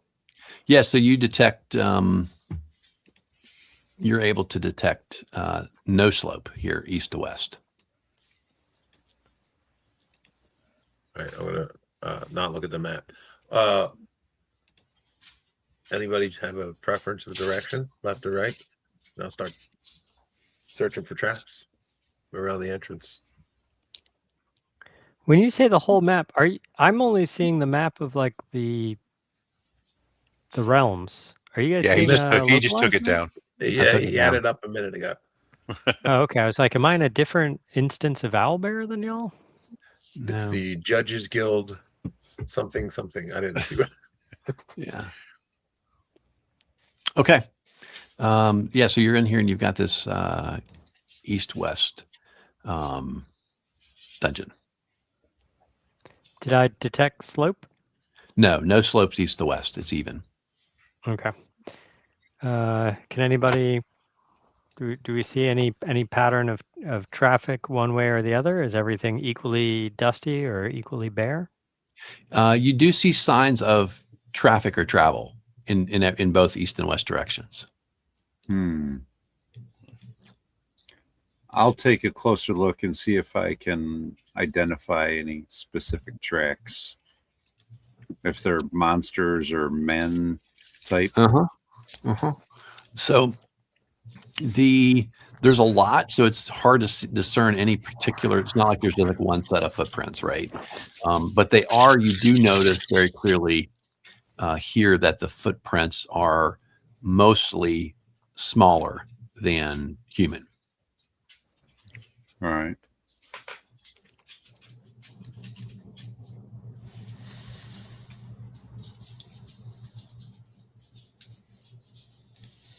Doesn't seem to be, much more than an arbitrary decision. You like east, you like west. Is there any airflow down here? I like I start checking for traps on the left corridor Okay. and start moving that way. Yeah. So there is a very faint flow of air coming past you and out through the entrance.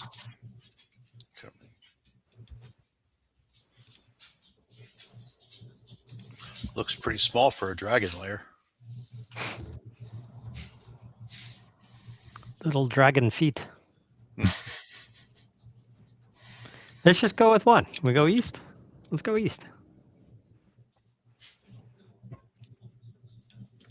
Okay. You head is a 10-foot roughly hewn 10-foot wide passage goes east about 50 feet, and then you can continue on east past the end of your light source, or you can turn to the north.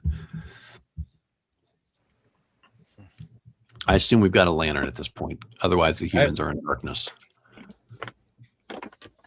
I don't know how much light my dagger sheds, but if I'm going to be in the Oh, you're going to pull up the old +1? the plus Like, two. Yeah, you get about 5 feet. yeah. All right, so let me go ahead and check for traps. On the floor? Yes. Okay. Like 10-foot pole action or something coming from the sides and all that? Okay. Yeah.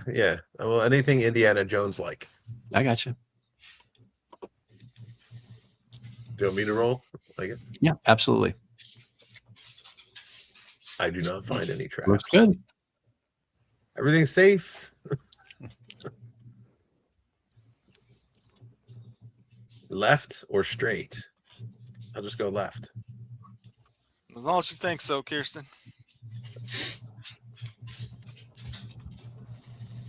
Okay. So left? Mm-hmm. All right. So to the left, so let me back up. So I know you mentioned you pulled out your dagger, but do you have torches or a lantern, or are you in the dark? Well, for me, I'm just going to go with the dagger. I don't know if anybody behind me is going to have something. I don't want to be announcing Okay. myself too much. I can bring up the very rear and have a torch lit. Okay. There you So so Tara, are you going to like separate to scout? Is that the thought? Or is Karzalak, I thought we said we put him in the front because he was in his shiny plate armor, or what are you guys doing? Marching order kind of wise. I thought Kirsten was in the lead at this point with the checking for traps and Yeah, when he says that, Taking but direction, I think he then falls back, does he not? You tell me. Well, what do you want to do, Kirsten? Do you want to no, carefully tread ahead? I'll get up to or- the next point where we have a decision to make and come back. Yeah. So you Searching. Kirsten, you're going to leave the party and go out to scout. That's the sort of Correct. modus operandi here. Okay. Yeah. Check for Okay. traps. And, Yep. So you guys said you wanted to turn north at the intersection. You go about 40 feet and there's going to be a door. all right. And what is your source of light? Kirsten has the dagger. So you're pulling out the enchanted dagger with the ruby in it. Right. Okay. So And Marcus has a torch at the Mhm. rear of the Back- party. And you're back at the intersection, I think. so I want to listen at the door, check for traps. Yep. So it's a wooden door. I don't hear anything, You don't. or I don't find any traps. You actually do hear something because Oh, I think do? because I think that listen is only like if it's hard to hear, and if Okay. you say you're being quiet and you listen, there are sounds on the other side of the door of some language I don't believe you speak. Yeah, I should probably pick my languages. I'm going to assume I speak Dwarven and Elven. Okay, Leave those are not the voices you hear. Yeah. And lizard man, I'll take or something. I grew up on the coast. I'll speak something that makes sense. It's a hog one. So I'd go tell everybody we got a door. There's some people talking behind it in a language I don't understand. So Sounds like we should kill them. Let's burst in now. that's true. Always I'll an go option. to the back of the group, and I'll stand next to Okay. Marcus. I speak a bunch of languages. Maybe I'll take a listen before we Sure. kick the door. Sure. in. What do you speak? Elvish, gnome, halfling, goblin, hobgoblin, orcish, knoll, dwarvish, kobold, bugbear, and common. Okay. That's At it. all? That's it. That's all. Yeah. Sorry. Yeah. So Terrace, you go up, you separate yourself enough to get so it's totally quiet, and you listen to the door. You hear, and you're like, can't tell exactly what that is, but I'm pretty sure that language is kobold. Oh, Mm. Okay. So walking Rosetta Stone. Karzalek, kobolds, go ahead. Go through the door. Oh, Let me ask them a question. Is it locked? Or are you just gonna? I don't think it matters anymore. No. There's I kobolds. think Carlwick's just coming in. love a good Yeah, kobold let's in do the it. morning. Let's do All it. right. Let's go. Karzlek, give me a D6 roll. Kill something. Whoa. Let me. You went low, so that's pretty bad for the kobolds. Sorry, my computer decided to take a moment. 4. Okay. So you shove the door open, it goes inward. They do not seem surprised. And so they, as the door comes open, they apparently are ready enough for the bad things to happen, even though they're inside their own little lair here. So let's now roll for initiative.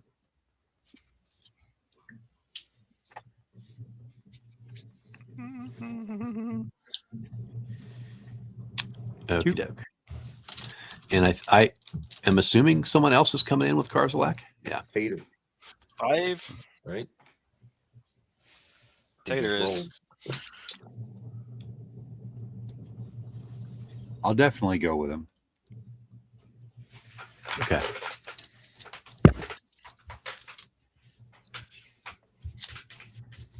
Oh, I got a 1.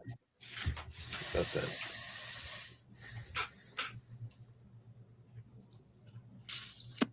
Okay.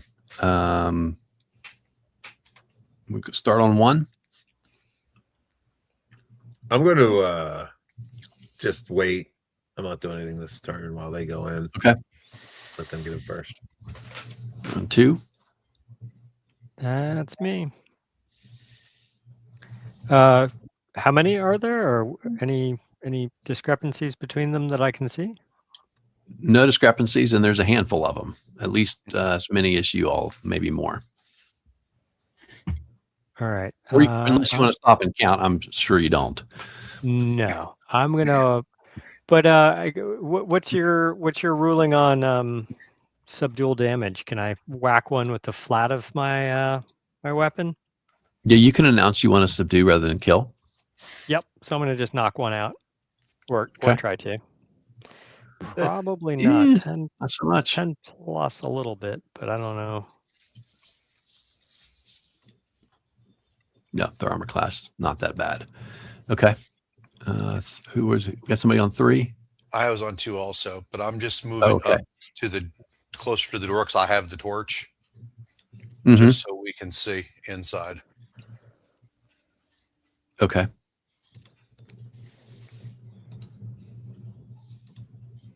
Then I guess we're on 4. I will cleave one with a 16.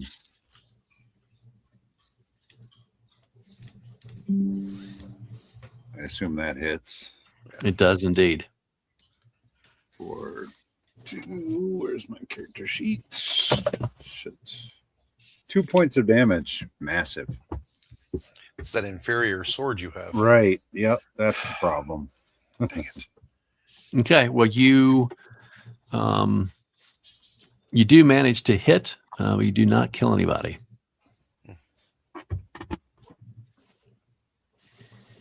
So now we're on. Who's next? Are we up to 5? Yep. Okay, it's their turn.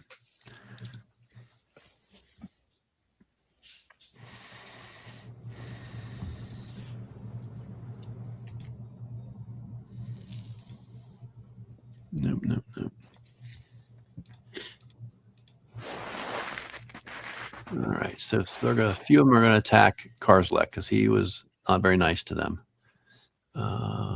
What's your armor class with that plate mail now? Armor plate mail is a 3, right? So 3 in a shield and a dexterity of bonus of 2. I think brings me to a 0 if I'm Zero. doing Nice. that correctly. They Very are not nice. hitting you. Good grief. That seems highly inappropriate. All right. Very dexterous dwarf. I am What very do you- nimble for dwarf. What did you say it was? Do you think it's a 1 or is it lower than that? I think it's a 0. 0? Good grief. All right. All right. No, so much for that. And then 2 of them will attack Tater. I'm at 1 And now. that is equally gonna not work. Yeah. And then is Tareth in? Did he come in for melee range? Yeah, I swung and hit one. Yeah, with your sword. Yep. What is your armor class? 2 in studded Ah. leather. Good grief. All right. You want me to come in? My armor class is 7. There you go. We'd appreciate that. All right. Well, that's a whole lot of nothing from them. All right. Did anybody have a 6? We get everybody this round. Now, Kirsten, did you wait to the end and want to do something, or you're continuing to I hold was going to try and. Oh, Tater didn't go. Tater, Yeah. Tater hasn't gone. Oh. All right, Tater. Tater, Have at it. Tater was on 5 and 6. Okay, he's on 5 as well. Oh, there we Long go, sword, Tater. 18, Nice. There goes one kobold. 18 and 10 damage. Yeah, he's very dead. And short sword on the next one. 14. That's 11 and 6 damage. 11. Is that a hit? 11. 11 hits. No. Armor class, probably not. Yeah. No, it does not. All right. Okay. And then I'm on 6 too for there. Yep. All right. So is that everybody now? This round? I was just going to try and get in the room if I could and sneak behind. Get behind one of the ones. Maybe that's 3 of them on. Oh, you want to try and circle? Yeah. Okay. Very good. You can do that. All right. Let's roll for next round's initiative. I got a 2. 2. Everybody at the same time. Oomph. 3.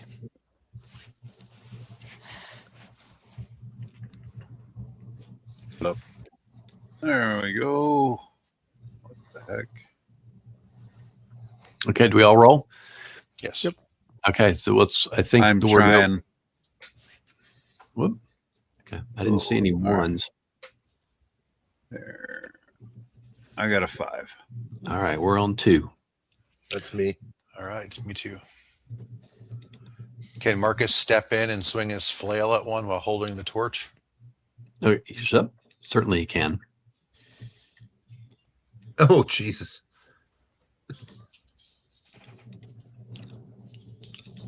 He will not. Marcus does not come close. Okay. He's off balance with the torch in his hand. Your Oh, kobolds are horrible. Yeah. as they should be. Oh. Did one of them hit Tareth? No, I don't know. 19 in there. 19 is a possibility.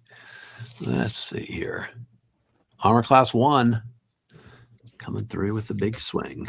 Tareth, you take 2 points of damage All right. from a stab from a short sword. You'll die for that, fiend. All right, that's it for them. They're done. A lot of missing. All right, did everybody on 2 go?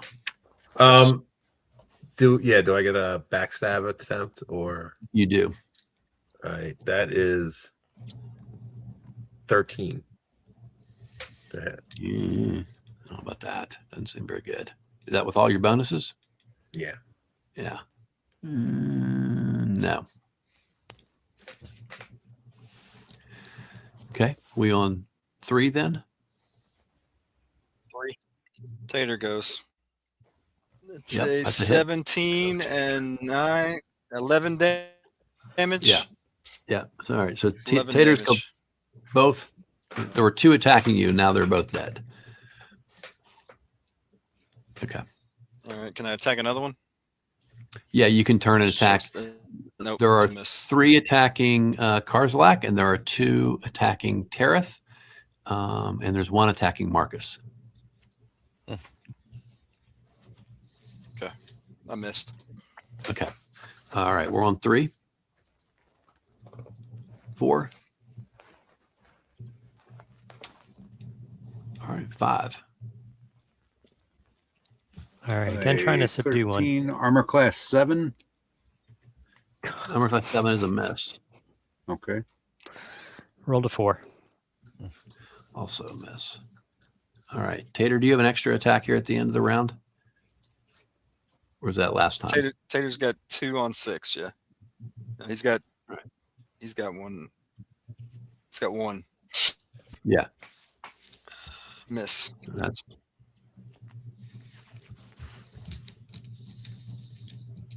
all right. Are we on 6 then? I don't think Tereth, Marcus, or Tereth No, missed. Marcus missed. okay. And then Kirsten, are you on 6? I missed already. I missed Oh, you already missed. Okay.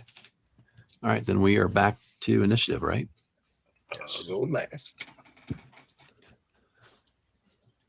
6. I'm going last 2.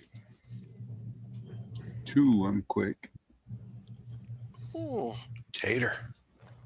Numero uno. Wow.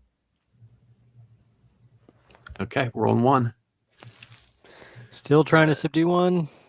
so Oh, long sword, sword this time. Is that a 1? I did 1 point of damage. 17. 17 hits. 17. That's 8 damage. Mowing them down. Tater, are you so tell me which 3 on Karzalak, 2 on Tereth, 1 on Marcus. Who are you? Whose kobolds are you I'll weighing go into for one of there? the ones on Karzalak's. He's got 3. Okay, you kill him. And then I get a short sword this round. Let's see. That is a 9 miss. I'm assuming. Yep.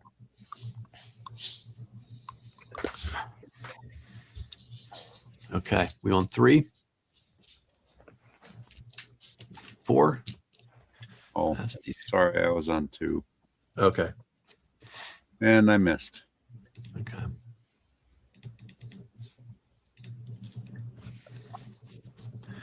That's not going to do anything, is it? On Karzalak. I think I need a 20. Only 2 left on Karzalak now, right? Yeah. Oh, that's right. Also, I need a 20, so that doesn't do anything.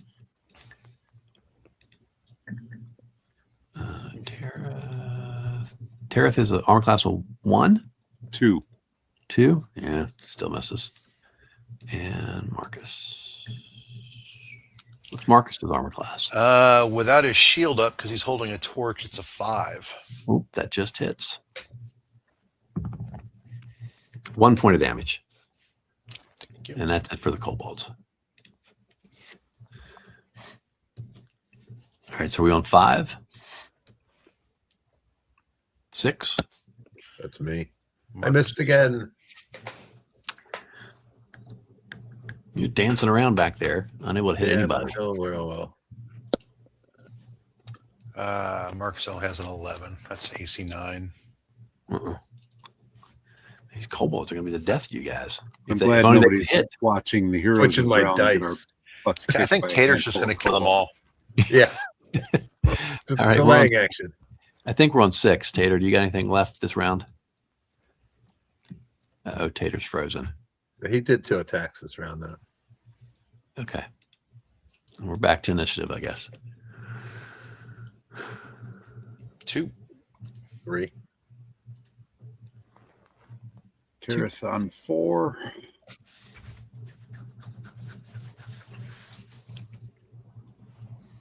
Tater moved. Okay, I think we're on 2. I didn't All see right. anyone. Marcus swings his flail. 13. Macy 7. Subduing Missed again. Missed again. All right. On 3. That's me. Hey, critical hit. Wow. There you go. That's with my magic dagger Whoa! to 2 plus 2 is 4 plus the critical. yeah. Okay. And when you do that, Kirsten, you hear a voice in your head, and it goes, "Ah, blood," Lovely. Oh, and you feel a little queasy. Hmm. All right. Mhm. And you notice that red gem seems to glow a little bit. Ooh. Okay. That's it for you. Are we on 4? Is it their turn to go? Terrace is also on 4. Okay. Natural 20. Oh, there we go. woo. Double crits. Yeah, that'll kill him Back for to sure. back. Okay, so they miss Karzalak. They should really think about changing their strategy here. Don't worry, they're very safe around Karsalak. Can't hit broadside of board. Oh, Eh, Tareth takes 2 points of damage. That hits. Okay. And Marcus misses. Okay, that's their turn. We're on 5.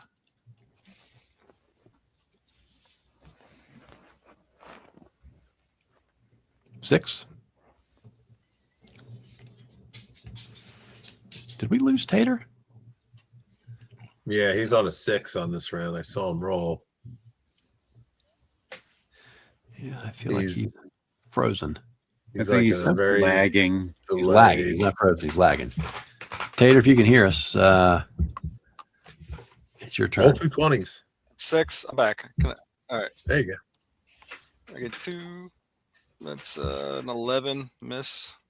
And There you That's go. oh, there you go. Nice. Round of criticals. Nice. 5 critted. Yep. Okay. Is that, did we get everybody? Yeah. All right. How many are left? 2. And they are headed for the western door. Should we roll initiative or So- can I just throw my dagger? You can throw your dagger, and then Marcus is close enough. He can make a melee attack as they run for disengage. Does not matter. I've hit nothing all night. Whoops. That's not what I meant to do. Roll this again. It's the same number. I don't know what that was, but I don't think you hit. Oh, heaven. 18, 20. All right. You throwing your magic dagger? Yes. I'm All right. testing Well, it. that will hit. I want to see if it comes back to me. 4 damage. Okay. No, it sinks deep into the kobold, who then falls to the floor. Oh, I gotta go get that. Yeah. And then the other one goes through the door. So, but I didn't feel queasy from that kill. You did not feel anything at that moment. The other way. And so the kobold is, and by the way, the kobold who goes through the door is screaming. And Tareth understands he's saying, intruders, intruders, help, help. All right. And I think that's probably where we'll wrap up tonight. I think. We'll put Karlak in the doorway. Just stand there. Or Karzalak. Yeah, Karzalak, Tater killed whoever you were trying to subdue. So Sorry. I was having an off night. I apologize. So what do we killed 7? you did. You did. And they have various weapons, short swords, spears, daggers, if anybody wants something like that for their equipment. Or you just want to start carrying a whole bunch of weapons with you. Not me. No loose change. No copper pieces. No. Okay. Yeah. Well, so you guys, do you want to spike the doors? I'll ask that question before we stop, so we figure out how we're setting up, or are you just going to continue maybe after that kobold or through a different door when we come back next time? Well, it's still morning, right? Yeah, I don't think we're going to spike anything on them. I think Okay. we're going. Move forward.